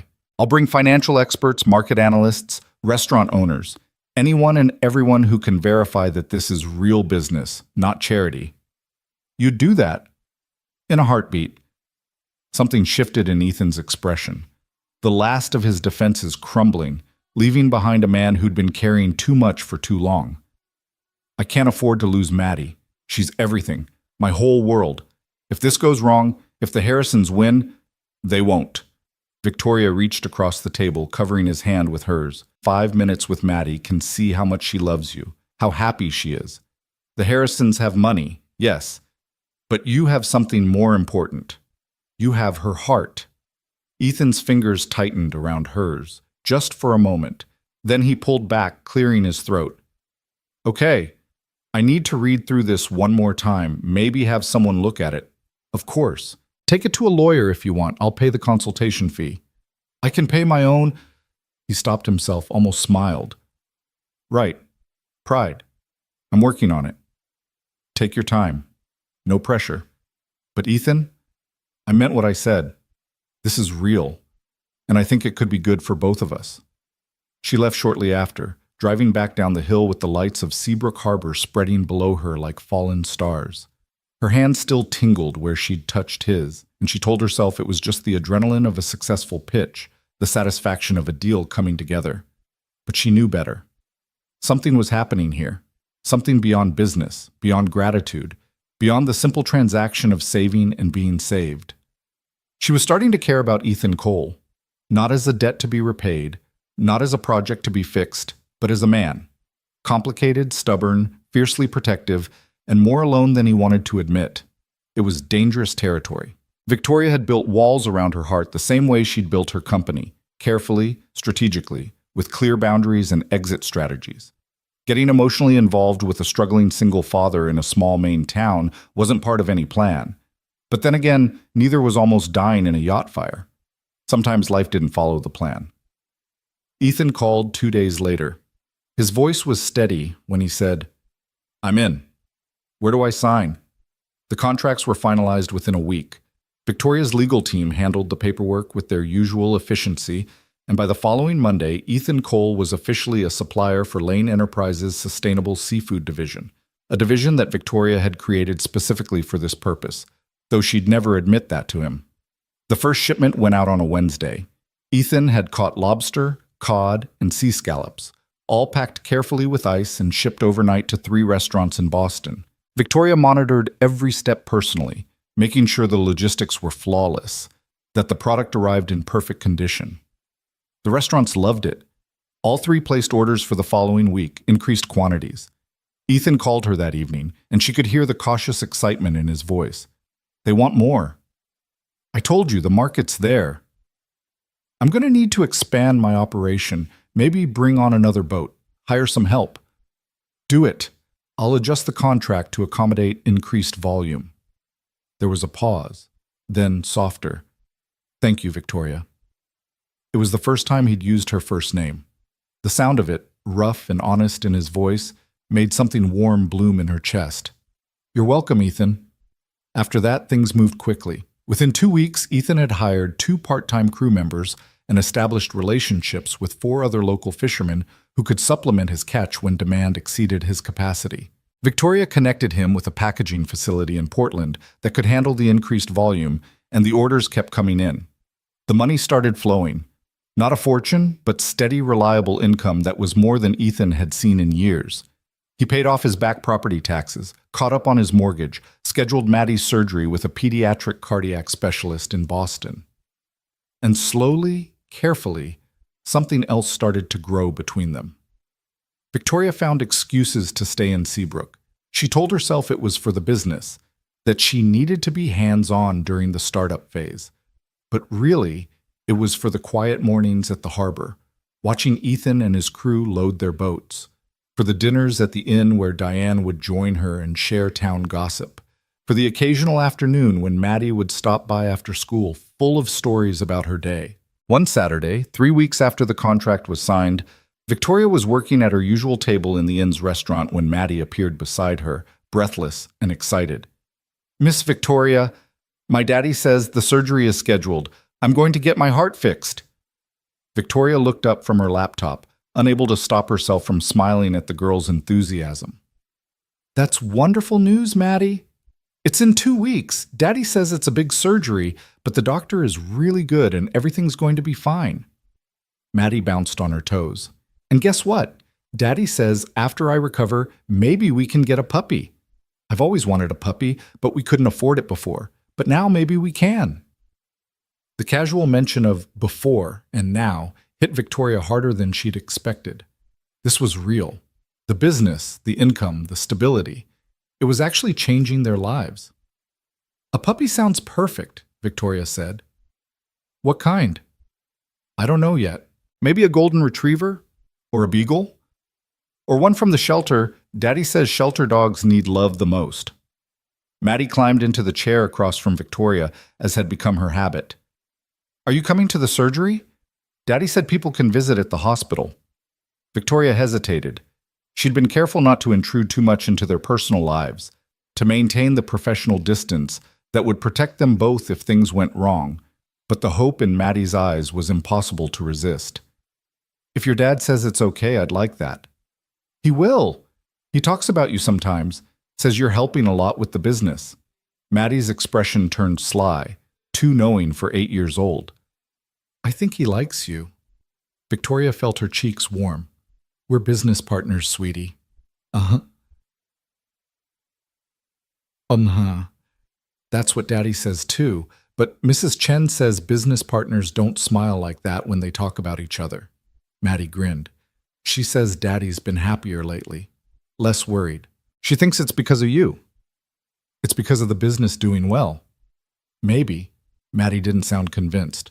"Or maybe it's because he finally has someone he can talk to, someone who understands the hard stuff." Before Victoria could respond, Ethan appeared in the doorway, slightly out of breath. "Maddie, I told you to wait outside." He stopped when he saw Victoria. "Sorry. She got away from me." "It's fine. She was just telling me about the surgery." Victoria smiled. "Congratulations. You must be relieved." Relieved doesn't begin to cover it. Ethan's expression was open in a way she'd never seen before, all the careful walls temporarily down. "The doctor says it should fix the majority of her heart issues. She'll still need regular checkups, but no more emergency midnight runs to the hospital, no more constant fear that—" He stopped himself, clearly not wanting to voice the thought in front of his daughter. "It's wonderful news," Victoria said softly. "It is. And it's because—" Ethan paused, seeming to choose his words carefully. "Because of the business. The contract. I wanted to thank you for that, for making it possible. You're doing the work. I'm just facilitating distribution." "Right, distribution." Ethan's smile was small but genuine. "Look, I know Maddie probably invited you to the hospital, and you don't have to come. I know you're busy with your company." "I'd like to come," Victoria interrupted. "If that's okay." Something passed between them then, unspoken but understood. An acknowledgement that this had become more than business, more than gratitude. That somewhere along the way, between contracts and deliveries and casual conversations, they'd become something close to friends, and maybe, possibly, the potential for something more. "Okay," Ethan said. "Yeah, that would be okay." "Yay!" Maddie bounced out of her chair, grabbing her father's hand. "Can we get ice cream now? You promised." I promised if you didn't run off. Which you did. But I found Miss Victoria. That's not running off, that's networking. You're always saying networking is important for business. Ethan laughed, a sound Victoria realized she'd never heard from him before. It transformed his whole face, made him look younger, lighter. You're going to be a terror when you're a teenager, you know that? Daddy, I'm 8. I'm already a terror. Fair point. Ethan glanced at Victoria. You want to join us? For ice cream? It's the least I can do after my daughter ambushed you during work. Victoria should have said no, should have maintained boundaries, kept things professional, but Maddie was looking at her with those hopeful eyes, and Ethan's smile was warm and genuine, and suddenly spending an afternoon in an office chair felt like the last thing Victoria wanted to do. I'd love to. They walked to the ice cream shop on Main Street, Maddie chattering between them about school and friends and the book she was reading. The October air was crisp with the promise of winter, and the harbor sparkled under pale sunshine. Victoria found herself relaxing in a way she hadn't in years, just walking and listening, being present in a moment instead of always planning 3 steps ahead. At the shop, Maddie ordered a triple scoop with hot fudge and sprinkles, while Ethan got plain vanilla and Victoria chose chocolate. They sat at a small table outside, bundled in jackets, and watched the boats in the harbor. This is nice, Victoria said, surprising herself with the honesty. Ethan glanced at her. Yeah, it is. Do you ever think about leaving? About taking Maddie somewhere bigger, somewhere with more opportunities? Sometimes. Sarah used to talk about it, moving to Boston maybe, or Portland, somewhere Maddie could get better medical care, better schools. Ethan's voice went quiet. But this is home. It's small and it's not perfect, but it's ours. And I think Maddie's happier here than she would be in some suburb, surrounded by people who don't know her. Victoria understood that. She'd grown up in a small town herself, before scholarships and ambition had pulled her toward bigger things. There was something about knowing your neighbors, about being part of a community that money couldn't buy. She's lucky to have you, Victoria said. A lot of parents would have taken the easy route. Let the grandparents with their money and resources take over. That wouldn't be luck for Maddie. That would be tragedy. Ethan's jaw tightened. The Harrisons love her. I don't doubt that. But they don't see her. They see Sarah, their daughter, who they lost. They want to preserve her memory by molding Maddie into some perfect version of what they think Sarah should have been. But Maddie's not Sarah. She's herself. Wild and curious and so damn brave it scares me sometimes. She gets that from you. Ethan looked at her surprised. What? The bravery. She told me you're her hero, and after watching you these past few weeks, the way you've built this business, the way you've fought for her, I can see why. Color rose in Ethan's cheeks. I'm not brave. I'm just doing what has to be done. That's what bravery is, doing what has to be done even when you're terrified. They held each other's gaze for a moment too long, something electric passing between them. Then Maddie knocked over her water cup, and the spell broke in a flurry of napkins and laughter. But Victoria felt it. The shift. The moment when casual friendship tipped toward something deeper, something with potential to be beautiful or complicated, or both. She should have pulled back, should have remembered all the reasons why getting involved with Ethan Cole was a bad idea. She lived in San Francisco. He lived in Maine. She ran a billion-dollar company. He ran a fishing boat. They came from different worlds, had different priorities, different futures. But when Maddie grabbed her hand and Ethan's, pulling them both toward the dock to watch the boats, Victoria didn't let go. Sometimes the smart choice and the right choice weren't the same thing, and Victoria had spent her whole life making smart choices. Maybe it was time to try something different. The call came at 2 a.m, shattering the silence of Victoria's hotel room like glass. She jerked awake, heart hammering, fumbling for her phone in the darkness. The screen showed Ethan's number, and ice flooded her veins. Hello? Victoria. His voice was tight, controlled in the way people got when they were barely holding themselves together. It's Maddie. We're at the hospital. She collapsed at home, her heart. They're stabilizing her now, but they're saying the surgery needs to happen sooner, tomorrow. They've moved up the date. Victoria was already out of bed, pulling on clothes with one hand. I'm coming. Which hospital? Portland Medical. But you don't have to. I'm coming. I'll be there in an hour. She made it in 45 minutes, breaking every speed limit on the dark highway between Seabrook and Portland. The hospital was a maze of fluorescent lights and antiseptic smells, but she found the cardiac wing easily enough. Ethan was in the waiting room, still in his pajama pants and a hastily thrown-on jacket, his face gray with exhaustion and fear. Victoria crossed the room without thinking, pulling him into a hug. He stiffened for half a second, then collapsed against her, his whole body trembling. She was fine, he said into her shoulder, his voice breaking. We had dinner, she did her homework, she went to bed. Then around midnight, I heard her monitor going off, and when I got to her room she couldn't breathe, her lips were blue, and Shh. It's okay, you got her here, she's getting help. They're saying the defect is worse than they thought, that waiting another 2 weeks could have... He couldn't finish the sentence. Victoria held him tighter, letting him take whatever strength he needed. Around them, the waiting room was mostly empty, except for a tired nurse at the desk and an elderly couple dozing in the corner. The clock on the wall read 3:15. Eventually, Ethan pulled back, wiping his eyes roughly. Sorry, I shouldn't have called you. I didn't know who else... Don't apologize. I'm glad you called.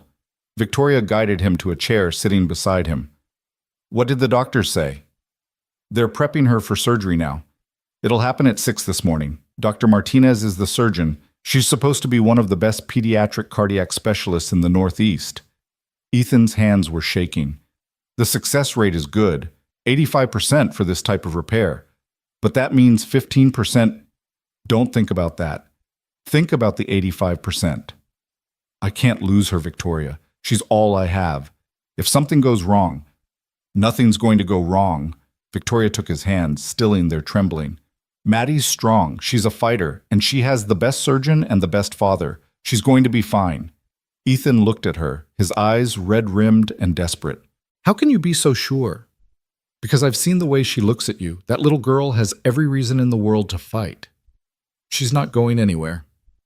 They sat in silence after that, hands clasped, drawing strength from each other as the night slowly gave way to dawn. Around 4:30, a nurse brought them coffee and told them Maddie had been asking for her daddy. Ethan stood immediately, but the nurse shook her head gently. They're getting her ready for surgery. You can see her right before they take her in, around 5:45.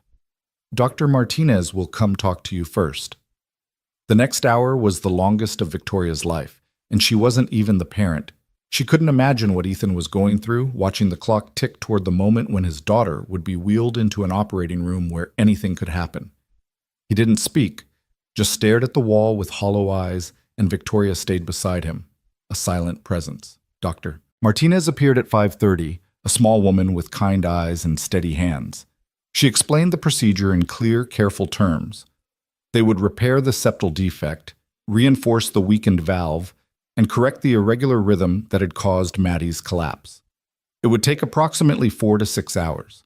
The risks were standard for this type of surgery: infection, bleeding, adverse reaction to anesthesia, in rare cases stroke or death. But, Dr. Martinez said, her voice firm, I've done this procedure hundreds of times. Maddie's young, she's otherwise healthy, and we caught this before catastrophic failure. I fully expect her to come through this beautifully. Ethan nodded, mute with fear. The doctor squeezed his shoulder, then left to scrub in. At 5:40, a nurse led them to a pre-op room where Maddie lay on a gurney, looking impossibly small in her hospital gown. An IV ran into her arm, and monitors beeped softly beside her. But her eyes were open and alert, and when she saw Ethan, she smiled. Hi, Daddy. Ethan's composure cracked. He bent over her, pressing his forehead to hers, his whole body shaking. Hi, baby girl. How are you feeling? Sleepy. They gave me medicine that makes everything fuzzy. Maddie's words slurred slightly. But that's okay. Dr. Martinez says after today my heart will work right.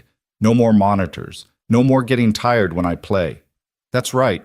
You're going to be so strong. Like you. Maddie's hand found his.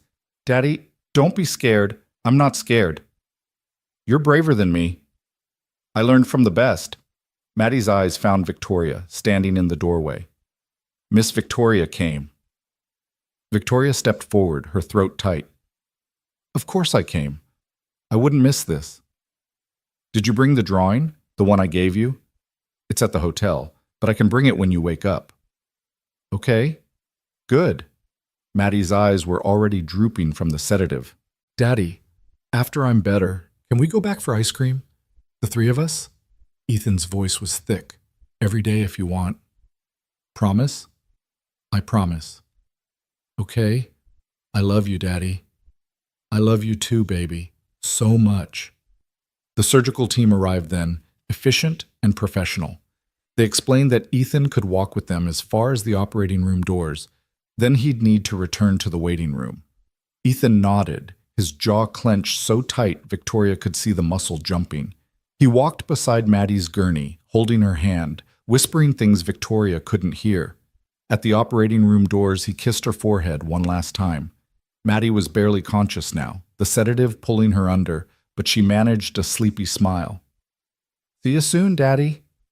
Then the doors swung shut, and she was gone. Ethan stood frozen, staring at those closed doors like if he looked away, he might lose her entirely. Victoria came up beside him, her hand finding his back. Come on, let's go wait. They returned to the waiting room. Ethan collapsed into a chair, his head in his hands. Victoria sat beside him, close enough that their shoulders touched, and waited. There was nothing else to do. Nothing to say that would make this easier. At 6:15, her phone buzzed. Rebecca texting from San Francisco where it was 3 in the morning. Just saw you're in Portland. Everything okay? Victoria typed back. Friend's daughter in surgery, I'll be out of touch for a few hours. Friend? Victoria looked at Ethan, at the man who'd saved her life and was now trusting her to be here for the most terrifying moment of his. Yeah, friend. The waiting was brutal. Every 15 minutes felt like an hour, and every hour felt like a lifetime. Ethan couldn't sit still. He paced the waiting room, drank coffee he couldn't taste, stared at his phone like willing it to ring would make news come faster. Victoria stayed anchored, the calm center he could orbit around. She answered work emails one-handed while keeping the other hand available if he needed to hold it. She made phone calls to Rebecca, quietly rearranging her schedule so she could stay in Portland as long as necessary. She existed as a steady, unshakable presence, the way he'd been for her when he'd carried her from the burning yacht. Some debts weren't financial. Some debts were paid in presence, in showing up, in refusing to let someone face their darkest moment alone. At 7:30, Ethan's phone rang. He lunged for it, his face going white. But it wasn't the hospital. It was Sheriff Brennan. Ethan, I know this is terrible timing, but I thought you should know. The Harrisons are in town. They heard about Maddie and they're on their way to the hospital. Ethan closed his eyes. Of course they are. I can try to keep them out if you want. Hospital security. No, they're her grandparents. They have a right to be here. Even if their presence was the last thing he needed. Thanks for the heads up. He hung up and looked at Victoria. Sarah's parents are coming. They'll probably use this as evidence that I'm not capable of taking care of her, that she'd be better off with them. Let them try. Victoria's voice was steel. You've done everything right. You got her the best medical care. You made sure she had the surgery she needed. If anything, this proves you're exactly the father she needs. 20 minutes later, Robert and Catherine Harrison arrived. They were exactly what Victoria expected. Wealthy, well-dressed, the kind of people who were used to rooms rearranging themselves around their presence. Robert was tall and silver-haired, with sharp eyes that assessed everything. Catherine was elegant in a way that money bought, her grief contained behind perfect makeup and designer clothes. They saw Ethan and headed straight for him, their expressions a complicated mix of concern and judgment. Ethan, Robert's voice was clipped. What happened? Her heart gave out last night. They moved up the surgery. She's in the operating room now. Catherine's hand went to her throat. Oh God, why didn't you call us? It was 2 in the morning and I was focused on getting her to the hospital. We should have been notified immediately. She's our granddaughter. I know who she is. Ethan's voice was tight. The hospital has your contact information. They would have called you if there were complications. Robert's eyes found Victoria, who'd stayed seated but watchful. And you are? Victoria Lane, a friend of Ethan's. Recognition flickered across both their faces. "The woman from the yacht," Catherine said. "We heard about that. How Ethan risked his life playing hero." The word playing was deliberate, designed to minimize and diminish. Victoria stood, drawing herself up to her full height, and met Catherine's gaze with the same intensity she brought to hostile board meetings. "Ethan saved my life. There was nothing playing about it. And I don't know what your relationship with him is, but I've spent enough time around him these past weeks to know that Maddie has the best father she could possibly have." Robert's expression hardened. "With all due respect, Ms. Lane, you've known them for what, a month? We've known Maddie since she was born. We watched our daughter die because Ethan couldn't afford better medical care." "That's not fair," Ethan said, his voice dangerously quiet. "Sarah's accident had nothing to do with money. She was hit by a drunk driver. No amount of wealth would have saved her. But money could have given her a better life before that. Money could have made sure Maddie got surgery years ago instead of waiting until her heart nearly gave out. I got her the surgery as soon as the doctors said she was ready." Ethan's hands were clenched into fists. "Everything I've done has been for her. Every decision, every sacrifice. Sacrifice." Catherine's voice was bitter. "Is that what you call barely keeping a roof over her head? Missing mortgage payments? Living on a fishing boat's income while she needs specialized medical care?" Victoria stepped forward. "For your information, Ethan's financial situation has significantly improved. He's running a successful business supplying sustainable seafood to premium restaurants. He's current on all his bills, and Maddie's surgery is fully covered. So if you're planning to use his finances against him in court, you'll need a new argument." The Harrisons looked at her, then at Ethan, surprise evident on their faces. "You found work?" Robert asked. "I found a business partner." Ethan's voice was still tight, but there was something else there too. Pride, maybe. "Victoria's company distributes my product. It's legitimate, profitable, and it's given me the stability to provide everything Maddie needs." "How convenient," Catherine's eyes narrowed, "that the woman whose life you saved suddenly offers you a lucrative business deal right before a custody hearing." "It is convenient," Victoria said calmly. "It's also completely legal and well documented. I have contracts, financial statements, and testimony from multiple restaurant owners who can verify the legitimacy of the operation. If you'd like copies, I can have my lawyer send them over." The Harrisons exchanged a look, clearly recalibrating. They'd expected to find Ethan in crisis, desperate and vulnerable. Instead, they'd found him stable, supported, and defended by someone with resources that matched their own. Before anyone could say anything else, Dr. Martinez appeared in the doorway. Everyone turned toward her immediately, all other conflicts forgotten in the face of what mattered most. "She's out of surgery," Dr. Martinez said, and the relief in her voice was palpable. "It went beautifully. We repaired the defect, reinforced the valve, and her heart rhythm is already stronger. She'll need a few days in ICU for monitoring, then about a week in regular recovery, but I'm very optimistic about her long-term prognosis." Ethan's knees buckled. Victoria caught him, holding him up as the fear and tension of the past 6 hours finally released. "She's okay?" "She's more than okay. She's going to have a normal, healthy life." Dr. Martinez smiled. "You can see her in about an hour once she's settled in the ICU, but she's asking for her daddy already, which is a great sign." "Thank you." Ethan's voice broke. "Thank you so much." After the doctor left, the waiting room was quiet. Catherine was crying quietly into her husband's shoulder, relief warring with the complicated emotions of a grandmother who loved her granddaughter but couldn't let go of her resentment toward the father. Robert's face was unreadable, but his hands shook slightly as he patted his wife's back. Ethan stood apart from them, Victoria's hand still on his arm, and for a moment the usual animosity was suspended. They were just people who loved the same little girl, grateful beyond words that she was going to survive. "We'd like to see her," Robert said finally, "when she's ready for visitors." Ethan nodded. "Of course, you're her grandparents, but I see her first." "We wouldn't expect anything else." The hour wait felt longer than the entire surgery. Ethan couldn't stop moving, couldn't settle, his relief manifesting as restless energy. Victoria understood.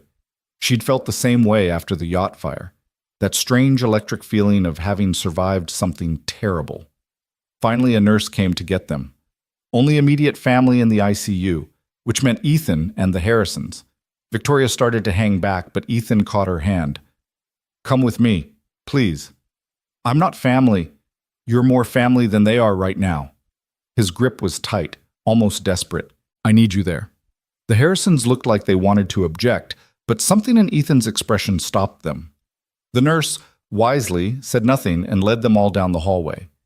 Maddie was in a private room, surrounded by monitors that beeped and pulsed with the steady rhythm of a heart that was finally working right.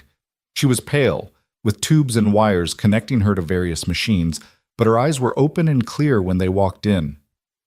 "Daddy." Her voice was small but strong. Ethan was at her bedside in 3 strides, taking her hand carefully, mindful of the IV. "Hi, baby girl. How are you feeling?" "Tired and sore. But Dr. Martinez says my heart is fixed.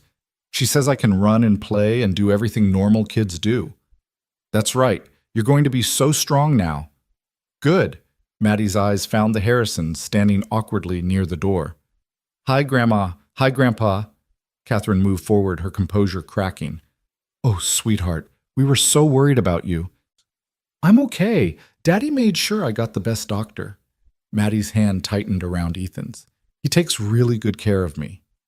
It was a simple statement, a child's truth, but it landed in the room with the weight of testimony. Catherine's eyes filled with tears, and even Robert looked affected.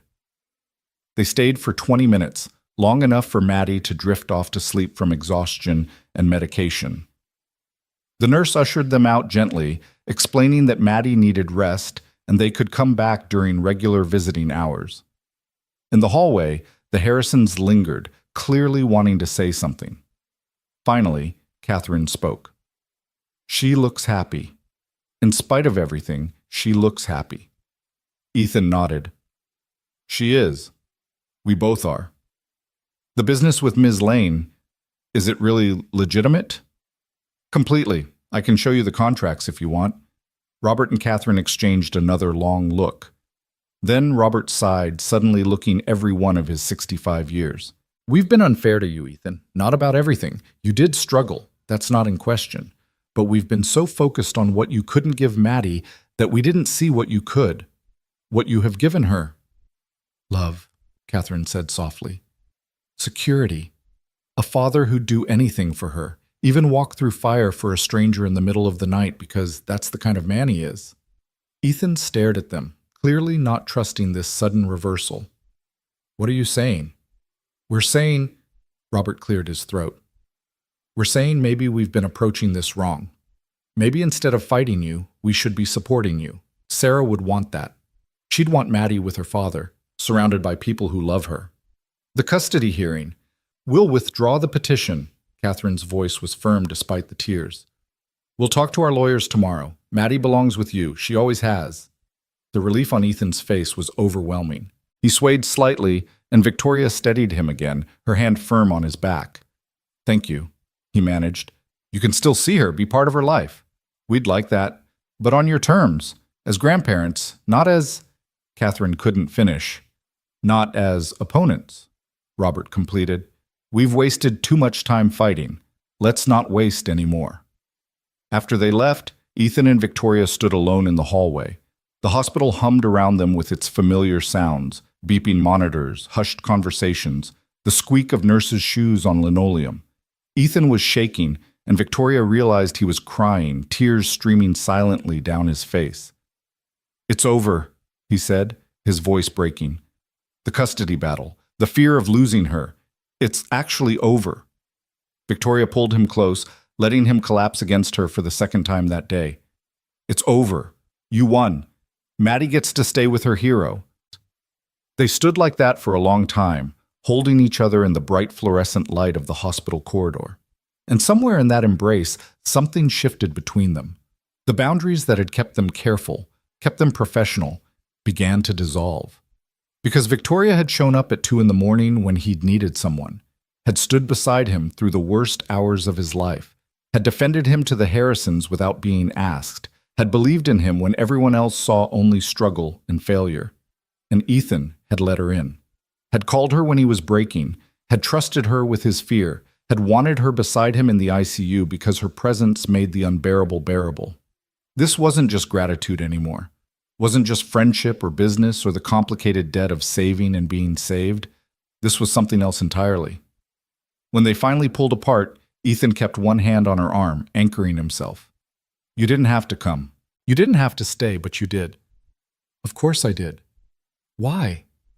Victoria looked at him, this man who'd risked everything to save her, who'd built a life from nothing through sheer determination, who loved his daughter with a fierceness that made Victoria's heart ache, and she realized the answer was simple. Because you matter to me, both of you. Ethan's eyes searched hers. Victoria, I know this is complicated. I know the timing is terrible, but I need you to know. She took a breath. I didn't come to Maine to find you. I didn't plan any of this. But now that I'm here, now that I know you, I can't imagine leaving and never seeing you again. You have a company to run, a life in California. I have a laptop and video conferencing. The company survived this long, it'll survive me working remotely a while longer. Victoria's hand found his. Unless you want me to leave, unless this is just, it's not just anything. Ethan's grip tightened. You terrify me. This terrifies me. I haven't let anyone close since Sarah died. Haven't wanted to. But you walked into my life like a storm. And now He stopped, seeming to struggle with the words. Now you what? Now I want you to stay. I want to see where this goes. He cupped her face with one hand, his thumb brushing her cheekbone. I want to try, if you're willing to try with me. Victoria felt her breath catch. Around them, the hospital continued its rhythm, indifferent to this moment. But for her, for them, the world had narrowed to just this, his hand on her face, his eyes searching hers, the possibility of something new and terrifying and beautiful. I'm willing, she said softly. Ethan leaned in slowly, giving her time to pull away. When she didn't, his lips met hers in a kiss that was gentle and careful and full of promise. It lasted only a moment, but it felt like a beginning. When they pulled apart, both of them were smiling, the kind of tentative, hopeful smiles that came with taking a risk and finding out it might just work. We should probably figure out logistics at some point, Victoria said. The distance, the schedules. Later. Right now, I just want to sit with my daughter and know she's going to be okay. And I want you there. If you'll stay. I'll stay as long as you need me. Careful. I might hold you to that. Please do. They returned to Maddie's room and settled into the chairs beside her bed. Outside, the sun was fully up now, October light streaming through the windows. Maddie slept peacefully, her monitors showing strong, steady heartbeats. And Ethan and Victoria sat side by side, hands clasped between them, watching over the little girl who'd somehow brought them together. Neither of them knew what came next. Didn't know how to navigate a relationship across 3,000 miles. How to balance a fishing boat in Maine with a tech empire in California. How to build something real when the foundation was this strange and complicated. But they had time to figure it out. For the first time in years, Ethan had time. The custody battle was over. Maddie was healthy. The business was stable. He could breathe, could think about something beyond survival. And Victoria had found something worth staying for, something that mattered more than quarterly earnings and product launches. Something real. Around 3 that afternoon, Maddie woke up asking for ice cream. The nurses laughed and promised it after she'd managed solid food. She complained but accepted it, then looked at her father and Victoria with knowing eyes far too wise for 8 years old. You're holding hands, she observed. Ethan and Victoria glanced down at their intertwined fingers, caught. We are, Ethan admitted. Good. Maddie smiled, settling back against her pillows. Mrs. Chen was right. You do like each other. You need to stop talking to Mrs. Chen about my personal life. She's very wise, and she said you've been lonely since Mommy died. She said maybe Miss Victoria could make you not lonely anymore. Ethan's throat tightened. Yeah, maybe she could. Maddie's smile widened. Then she winced slightly, her hand going to her chest. Ethan was on his feet immediately, but she waved him off. I'm okay, just sore. The nurse said it would hurt for a while. You want me to call someone? No, I just want you both here, talking and holding hands and being happy. Because you know what? Maddie's eyes were bright. I think everything's going to be okay now. I think we're all going to be okay. And looking at her, at this brave little girl with her fixed heart and her unshakable optimism, Victoria believed it. Maybe they would all be okay. Maybe this strange, complicated, unexpected connection would turn into something lasting. Maybe a rescue in the dark, a vanishing act in the fog, and a business deal built on trust had been leading here all along, to a hospital room bathed in afternoon light, where three people who'd found each other against all odds were becoming something like a family. It was too soon to say for certain, too fragile to name completely, but it felt like possibility, and for now, that was enough. Maddie came home from the hospital on a Tuesday, exactly 1 week after the surgery. The October sky was impossibly blue, the kind of crystalline autumn day that made Maine look like a postcard. Ethan carried her from the car to the house, despite her protests that she could walk, and Victoria followed with the discharge papers and a teddy bear the nurses had given Maddie as a going-away present. Mrs. Chen had decorated the porch with a handmade banner that read, "Welcome home, Maddie," in bright marker colors, and half the neighbors from the street had gathered to wave and cheer. Maddie beamed from her father's arms, waving back like a returning queen, and Victoria felt something warm and complicated bloom in her chest at the sight. This was what community looked like, what home felt like when it was built on more than just walls and a roof. Inside, the house smelled like the casserole misses. Chen had left in the oven, and fresh flowers sat on every surface, gifts from people in town who'd been following Maddie's recovery. Ethan settled his daughter on the couch, surrounding her with pillows and blankets until she looked like a princess in a nest. "Daddy, I'm not made of glass," Maddie complained, but she was smiling. "Dr. Martinez said I could do normal activities. Normal, easy activities, not running marathons. I don't want to run a marathon. I want to watch TV and eat ice cream.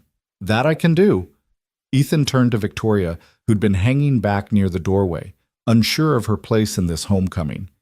"You staying for dinner?" It was the first time they'd been alone together. Well, alone with Maddie, since the hospital. Victoria had stayed in Portland through Maddie's recovery, but there had always been nurses and doctors and the Harrisons visiting. Private moments had been scarce, stolen glances across hospital beds and brief conversations in hallways. Now they were here, in Ethan's home, and Victoria felt suddenly uncertain. This was real life, not the suspended reality of crisis. This was where they'd find out if what happened in the hospital could survive in the everyday world. "If you're sure I'm not intruding." "You're not." Ethan's voice was firm.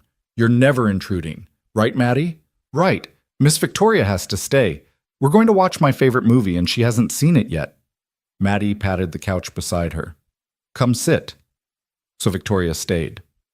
They ate Mrs. Chen's casserole at the coffee table, watched an animated movie about talking animals that Maddie had apparently seen 50 times but never got tired of, and fell into an easy rhythm that felt almost like family. When Maddie started to doze off halfway through the movie, Ethan carried her to bed, and Victoria cleaned up the dishes, moving around the kitchen with the careful awareness of being in someone else's space. Ethan found her at the sink, drying the last plate. He took it from her hands, set it aside, and pulled her close without a word. Victoria melted into him, her arms sliding around his waist, her head resting against his chest where she could hear his heartbeat. "Thank you," he said quietly, "for everything. For showing up at the hospital, for staying, for being here now. I don't have words for what it means." "You don't need words." They stood like that for a long moment, swaying slightly in the dim kitchen light.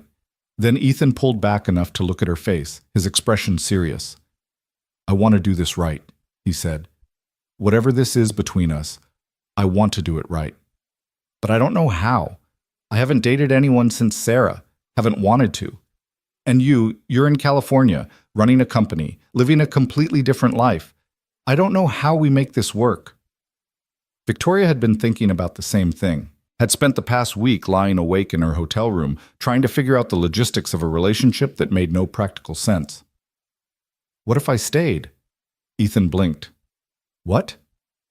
"What if I stayed in Maine, not permanently, not right away, but what if I split my time? I could work remotely, come back to San Francisco when absolutely necessary. The company's stable. I have good people running day-to-day operations. I don't need to be in the office every day. Victoria, you can't upend your entire life for you? For Maddie, why not? She cupped his face, making him look at her. I've spent the last decade building a company. It's been my whole life, my only priority, and it's been good. I'm proud of what I've built. But it's also been lonely.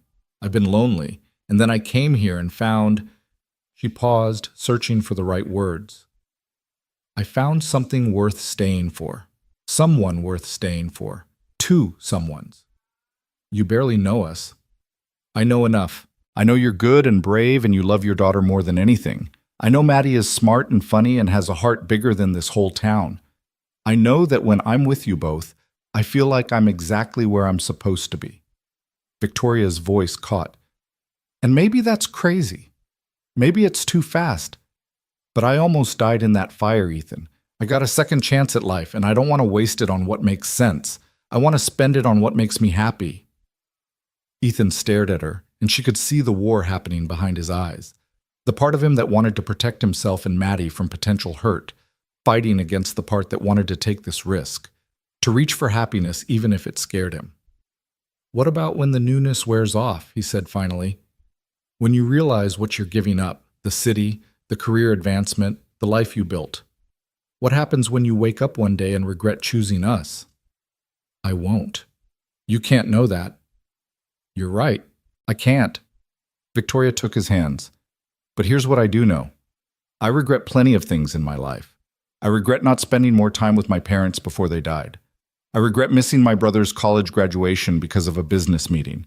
I regret every relationship I sabotaged because I was too focused on work. But I've never regretted showing up for people I care about. And I care about you, both of you. So no, I can't promise I'll never have doubts or hard days, but I can promise I won't regret trying. Ethan closed his eyes, and when he opened them again, they were bright with unshed tears. I'm terrified, he admitted, of letting you in, of Maddie getting attached, of building something real and having it fall apart. But I'm more terrified of letting you walk away and spending the rest of my life wondering what if. Then don't let me walk away. I don't want to. God, I really don't want to. He pulled her close again, pressing his forehead to hers. Okay, let's try. Let's figure this out together. Victoria felt relief and joy and terror all crash through her at once. This was happening. They were doing this. And it was reckless and impractical and absolutely right. We should probably set some ground rules, she said. Take things slow, especially with Maddie. She's been through so much, she doesn't need adults complicating her life. Agreed. We keep things casual around her for now. Let her adjust to being home, being healthy. And we figure out the logistics. How often I'm here, how often you can come to California. I can't leave Maddie much, not for a while. I know, so I'll come here. I'll find a better place than the inn, maybe rent a house, set up a proper office. Make it sustainable, long-term. Ethan laughed softly. You're really doing this, planning it all out. It's what I do. I plan. Victoria smiled. But I'm also learning to be flexible, to let things unfold without controlling every variable. That must be hard for you. Terrifying, but also kind of exciting. They kissed then, slow and deep, the kind of kiss that felt like a promise. When they pulled apart, both of them were smiling, the fear giving way to something that felt like hope. Over the next few weeks, they fell into a rhythm. Victoria rented a house on the outskirts of Seabrook, a weathered colonial with a view of the ocean and enough space for a home office. She filled it with laptops and monitors and video conferencing equipment, transforming it into a remote headquarters. Rebecca was skeptical at first, but even she had to admit that Victoria's productivity hadn't suffered. If anything, the distance from the office politics and daily fires had given Victoria more space to think strategically. She split her time between work and Seabrook life. Mornings she spent on calls with her team in San Francisco, reviewing code and product roadmaps. Afternoons she'd walk down to the harbor, watching Ethan and his crew bring in their catches, marveling at the efficiency they'd built. The sustainable seafood business was thriving, with new restaurant clients signing on every week. Evenings were for Maddie. Victoria would stop by their house for dinner, helping with homework or just sitting on the couch while Maddie chattered about her day. The girl was recovering beautifully, her energy returning in bounds. Dr. Martinez's predictions had been right. The surgery had given Maddie a new lease on life. She could run without getting winded, could play with friends without needing breaks, could just be a normal 8-year-old. And slowly, carefully, Victoria became part of their daily routine. Not as a replacement for Sarah, that was never the goal, and Maddie's mother would always hold a sacred place in their home. But as someone new, someone who cared deeply and showed up consistently and loved them both in her own way. The Harrisons visited twice that month, and both times were surprisingly pleasant. They'd kept their word about withdrawing the custody petition, and their lawyer had filed the paperwork the day after Maddie's surgery. Robert and Catherine were different now, softer, more willing to listen. They took Maddie for weekend visits to Boston, bringing her to museums and shows, but always bringing her home to Ethan at the end. "They're trying," Ethan told Victoria one evening as they walked along the beach, Maddie having gone to bed early after a busy day. "I can see them trying to be grandparents instead of adversaries. It's strange but good." "People can change," Victoria said, "when they're motivated enough." Seeing Maddie almost die motivated them. Ethan's voice was quiet. "Made them realize what was important. Made me realize some things too." "Like what?" "Like I don't have to do everything alone. Like accepting help doesn't make me weak." He took her hand. "Like maybe I deserve to be happy again." Victoria squeezed his fingers. "You do. You absolutely do." Thanksgiving came faster than expected. Victoria had planned to fly back to San Francisco to spend it with David, but her brother surprised her by suggesting he come to Maine instead. "I want to meet this fisherman who's turned my workaholic sister into a remote worker," David said over video call. "Plus, I've never had a real New England Thanksgiving. Sounds festive." So David flew into Portland 2 days before Thanksgiving, renting a car and driving up to Seabrook with the good-natured curiosity of someone who'd heard a lot about a place but never seen it. Victoria met him at a rental house, and he gave her a long hug before pulling back to study her face. "You look different," he said. "I've been getting more sleep." "That's not it. You look—" He paused, searching for the word. "Happy. Actually happy, not just successful."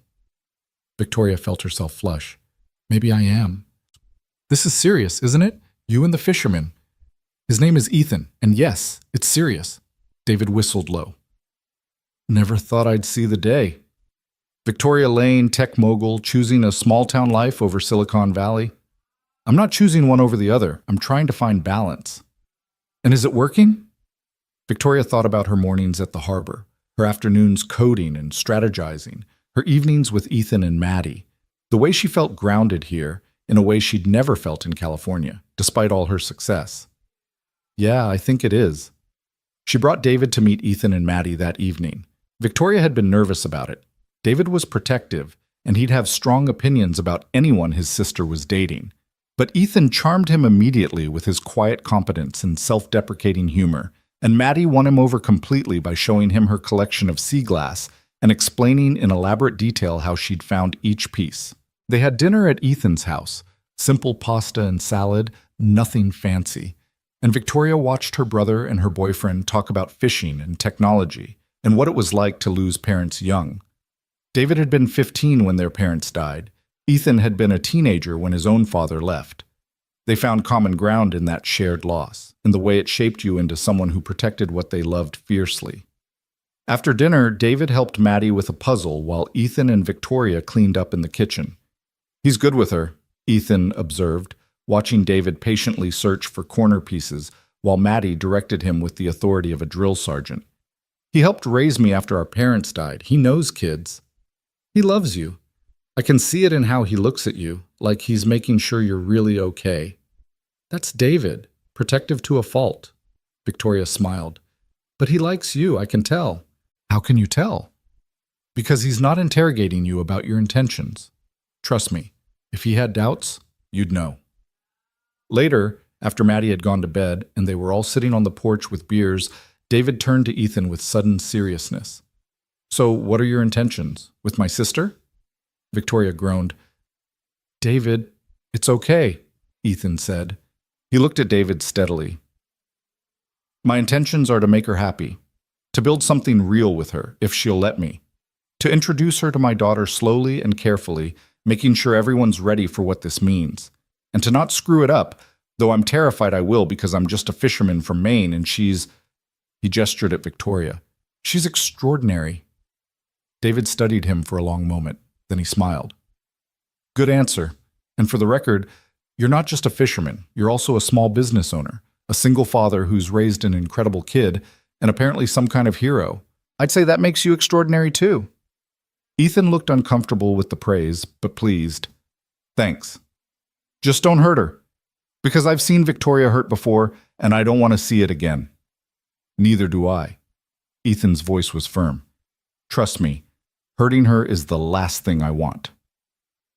After David left for the night, driving back to Victoria's rental house where he was staying, Ethan pulled Victoria close on the porch steps. Your brother's intense, he said. He's protective, but he likes you. How can you tell? Victoria laughed. Because he gave you the threat about not hurting me. He only does that when he approves. If he didn't like you, he'd just be polite and freeze you out. Well, that's terrifying, but good to know. Ethan kissed her temple. Thanksgiving is in 2 days. You're coming here, right? Mrs. Chen is cooking for half the neighborhood, but she's insisting I host at my place. Wouldn't miss it. David too? Of course. The more the merrier. Thanksgiving Day dawned cold and bright, with frost on the grass and the smell of wood smoke in the air. Victoria and David walked over to Ethan's house around noon, carrying pies Victoria had stress-baked at 3 a.m. because she'd been too nervous to sleep. You're nervous about Thanksgiving? David had asked, watching her roll out dough with surgical precision. I'm nervous about everything. This is the first real holiday with Ethan and Maddie. What if it's weird? What if we're moving too fast? Vic, you've been dating him for 2 months and you moved across the country. I think the too fast ship has sailed. Helpful, very helpful. But David had helped her finish the pies. Apple and pumpkin, both perfect.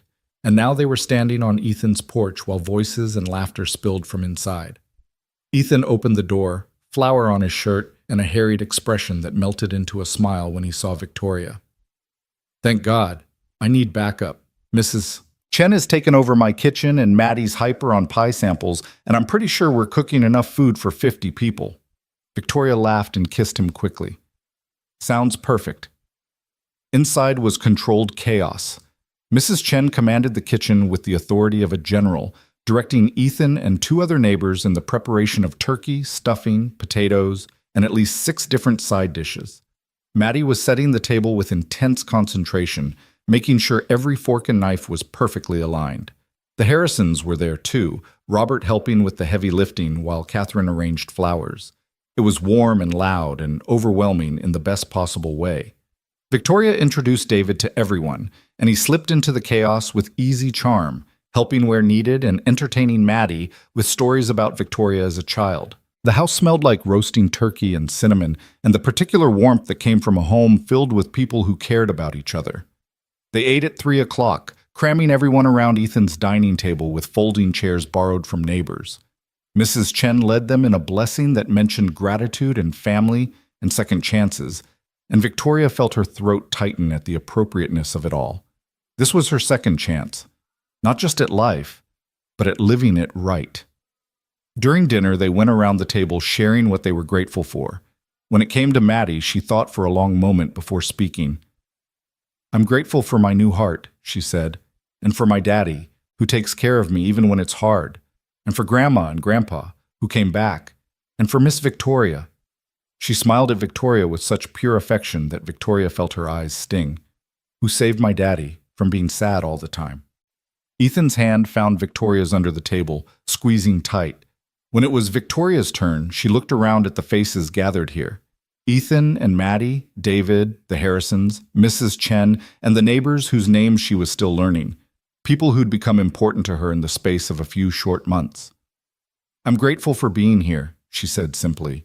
For finding this place, these people, for getting a second chance to figure out what really matters. After dinner, while the adults cleaned up and dessert was being prepared, Victoria found Maddie on the back porch, wrapped in a blanket and staring at the harbor in the fading light. Hey, Victoria sat beside her. You okay? Uh-huh. Just thinking. About what? Maddie was quiet for a moment. Then, "Do you love my daddy?" The question caught Victoria off guard, but she didn't deflect. Maddie deserved honesty. "I do, very much. And me? And you? So much, Maddie." "Good." Maddie leaned against Victoria's side. "Because I love you too. And I think my mommy would like you. Would like that daddy's not alone anymore." Victoria's vision blurred with tears. "You think so?" "Yeah, mommy always wanted daddy to be happy. She used to tell me that before she died. She'd say, 'Take care of your daddy, make sure he smiles.' And he didn't smile much for a long time. But he smiles when you're around. He smiles because of you. You make him happier than anything. We both do," Maddie said with the wisdom of someone far older than 8. "Together, we make him really happy, like a family."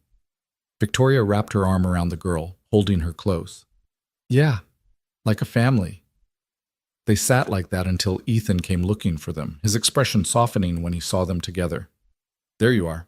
We're about to cut the pie." "We're coming." Victoria stood, helping Maddie up. "Just having a talk." "Everything okay?" "Everything's perfect," Maddie said, taking Victoria's hand. "Come on, I want pumpkin pie." They went back inside, back to the warmth and the laughter and the people who were becoming Victoria's people. David caught her eye across the room and smiled, a look that said, "You did good, sis." The Harrisons were laughing at something Mrs. Chen said. Their faces relaxed in a way Victoria had never seen before. And Ethan watched her with such open affection that Victoria felt it like a physical touch. This was it. This was the life she was choosing. Not perfect, not without complications, but real and full and worth every sacrifice. Later that night, after everyone had left and Maddie was in bed, Victoria and Ethan sat on his porch wrapped in the same blanket.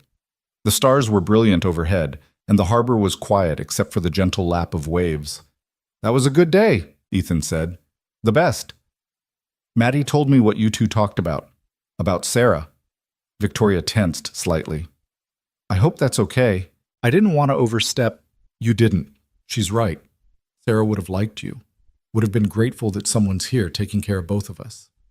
Ethan turned to face her. "I need to tell you something I've been thinking about for weeks but haven't known how to say." Victoria's heart picked up speed. "Okay. I'm falling in love with you. Maybe already have fallen." His voice was steady despite the vulnerability in his eyes. "I know it's fast, I know it's complicated, but it's true. You walked into my life like a force of nature and changed everything. Made me remember what it feels like to want something beyond just survival. Made me believe in second chances." Victoria felt tears spill over, warm on her cold cheeks. "I love you too. I think I have since you pulled me out of that fire. Since you saved my life and then disappeared because protecting your daughter mattered more than recognition or reward or anything else. I'd do it again, save you again, every time." "I know. That's what makes you extraordinary." They kissed then, long and deep, tasting of pumpkin pie and promise. When they pulled apart, both of them were smiling through tears. "So what now?" Ethan asked. "Where do we go from here?" Victoria thought about her rental house down the road, her company thriving despite, or perhaps because of, her absence from daily operations. She thought about Maddie sleeping inside, healthy and whole. She thought about the life she'd built in California, the career she'd dedicated everything to. And she thought about mornings at the harbor, watching Ethan work. About dinners around his kitchen table, laughing at Maddie's stories. About the way this small town had wrapped itself around her, making space for her in its rhythms and routines. "I restructure the company," she said. "Make myself truly remote. Hire a COO to handle day-to-day operations in San Francisco while I focus on strategy and vision from here. I keep the rental house, make it permanent, and we build this." She gestured between them. "We build us. Slowly, carefully, making sure Maddie's okay with every step." "You'd really do that? Give up California?" "I'm not giving it up. I'm just choosing to live here and visit there instead of the other way around." Victoria cupped his face. "I'm choosing you, both of you, because what we have is worth more than any amount of success in Silicon Valley." Ethan pulled her close, burying his face in her hair. I don't deserve you. Yes, you do. You absolutely do. They sat wrapped in each other and the blanket, watching the stars wheel overhead, and made plans. Real plans, practical plans. Victoria would fly back to San Francisco after Christmas to put things in motion, hire the COO, restructure her role, set up the company for long-term remote leadership. Ethan would come visit in the spring, bring Maddie to see California, let her experience Victoria's other world. They'd take it slow with Maddie, making sure she was comfortable with each new step in their relationship. Maybe in a year, maybe two, they'd talk about Victoria moving into Ethan's house, about making it official. But for now, this was enough. More than enough. The night stretched on, cold and clear, and eventually they went inside where it was warm. Ethan walked Victoria to the door, kissing her goodnight with the sweetness of new love mixed with the depth of something already becoming permanent. Thank you, he said against her lips, for showing up that morning at the hospital, for staying, for choosing us. Thank you for letting me, for trusting me with your heart and your daughter. Best decision I ever made. Victoria walked home through the quiet streets of Seabrook, her breath misting in the cold air, her heart full to bursting. David was still awake when she got back, sitting in the living room with his laptop. Good night? He asked, though her face probably told him everything he needed to know. The best night. You're really doing this. Moving here, building a life with them. I really am. David closed his laptop and stood, pulling her into a hug. I'm proud of you, Vic, for taking this risk, for choosing happiness over success. I'm not choosing one over the other. I'm just redefining what success means. That's very wise. When did you get wise? When I almost died and a fisherman I didn't know risked everything to save me? Victoria pulled back, smiling. Perspective is funny like that. Over the next month, Victoria did exactly what she'd promised. She flew back to San Francisco, spent 2 intense weeks hiring a COO and restructuring the company, and returned to Maine with a lighter load and a clearer conscience. The company didn't fall apart without her constant presence. If anything, it thrived, her team rising to fill the space she'd left. Christmas came with snow and lights strung across Main Street. Victoria spent it at Ethan's house, helping Maddie bake cookies and watching her open presents with the unbridled joy of a child who'd been given a second chance at life. The Harrisons came for Christmas dinner, and Catherine pulled Victoria aside to thank her for everything she'd done for their family. You didn't just save Ethan, Catherine said quietly. You saved all of us. Gave us a chance to be a real family again. Victoria hugged her, feeling the complicated knot of their relationship, once adversaries, now allies, bound together by love for the same little girl. As the year turned from autumn to winter, Victoria's life in Seabrook solidified. She joined the local business association, started mentoring young entrepreneurs at the community center, became a regular at Mrs. Chen's coffee mornings. The town accepted her fully, not as the billionaire tech CEO, but as Victoria, Ethan's girlfriend, Maddie's friend, part of the fabric of their community. And every morning, she woke up in her house by the ocean and felt grateful. Grateful to be alive, to have found this place, to have been saved by a man brave enough to run into fire for a stranger and stubborn enough to refuse her help until she'd proven it wasn't charity. Ethan had saved her life on that burning yacht, but she'd saved his too, in a different way. Had shown him that accepting help wasn't weakness, that letting someone in wasn't betrayal, that life after loss could be full and rich and worth living fully. They'd saved each other. And in doing so, they'd built something neither of them had been looking for, but both of them needed. A second chance at family, at love, at believing in happy endings. One February evening, as snow fell softly over the harbor and Maddie slept upstairs in her room, Ethan found Victoria in his kitchen making tea. He wrapped his arms around her from behind, resting his chin on her shoulder. Move in with us, he said quietly. Victoria turned in his arms. What? Move in. Officially. Stop pretending you live in that rental when you're here every night anyway. Maddie wants it. I want it. We want you here. Really here. Victoria felt her heart expand. Are you sure? That's a big step. I've never been more sure of anything. Ethan kissed her softly. You're already part of this family. Let's make it official. So she did. Victoria moved into Ethan's house in March, when the harbor ice was breaking and spring was just beginning to whisper its promises. They cleared out Sarah's things together, not erasing her but making space for the future alongside the past. Victoria set up her office in the spare room, filling it with monitors and whiteboards and all the tools of her trade. Maddie helped decorate, hanging drawings on the walls and placing sea glass on Victoria's desk for luck. And on the first night Victoria officially lived there, the three of them sat on the porch wrapped in blankets, watching the stars come out over the water. "This is my family now," Maddie said, snuggled between them. "All of us together." "Yeah," Ethan agreed, his arm around Victoria's shoulders. "This is family." Victoria looked at them, this man who'd saved her, this girl who'd welcomed her, and felt the last piece of her heart slot into place. She'd spent years building an empire, chasing success, thinking that achievement would fill the empty spaces inside her. But what filled those spaces wasn't money or recognition or power. It was this: love, connection, belonging. It was a small house on a hill in Maine, where a widowed fisherman and his brave daughter had shown her what really mattered. It was the choice to run into the fire for someone you didn't know, and the willingness to let yourself be saved in return. It was second chances and new beginnings, and the courage to build something real even when it scared you. Months later, on a warm June evening with the harbor full of boats and the air smelling of salt and summer, Ethan took Victoria back to the dock where they'd first talked, where she'd approached him with a business proposal that had been so much more than business, and he'd been too proud and scared to see it. "I have something for you," he said, pulling a small box from his pocket.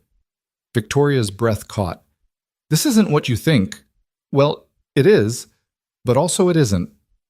Ethan opened the box to reveal a simple gold band with a small diamond, clearly vintage. "This was my grandmother's ring. She gave it to me before she died, told me to give it to someone who deserved it. Someone who understood that love isn't about grand gestures, but about showing up every day, even when it's hard." "Ethan, I'm not proposing, not yet. Maddie and I talked, and we both agree it's too soon, but I wanted you to have this, to know that this is where we're heading, that you're not just someone I'm dating, you're someone I'm building a future with." His voice was steady, sure. "Your family, Victoria, and when the time is right, when Maddie's ready and we're ready, I'm going to ask you properly. But for now, I just want you to know that I see a future with you, a whole life." Victoria took the ring with shaking hands, slipping it onto her right hand where it fit perfectly. "I see it too, a whole life together." They kissed as the sun set over Seabrook Harbor, painting the sky in shades of gold and pink. And Victoria knew, with absolute certainty, that she was exactly where she was meant to be. She'd been saved from a fire, yes, but more than that, she'd been saved from a life that was all achievement and no joy, all success and no meaning. Ethan and Maddie had given her something worth living for, and in return, she'd given them stability, love, and a future bright with possibility. Some rescues happened in a moment, in fire and smoke and desperate courage. But others happened slowly, day by day, as two people chose each other again and again, building something lasting from the ashes of what they'd lost. This was that kind of rescue, and it was only just beginning.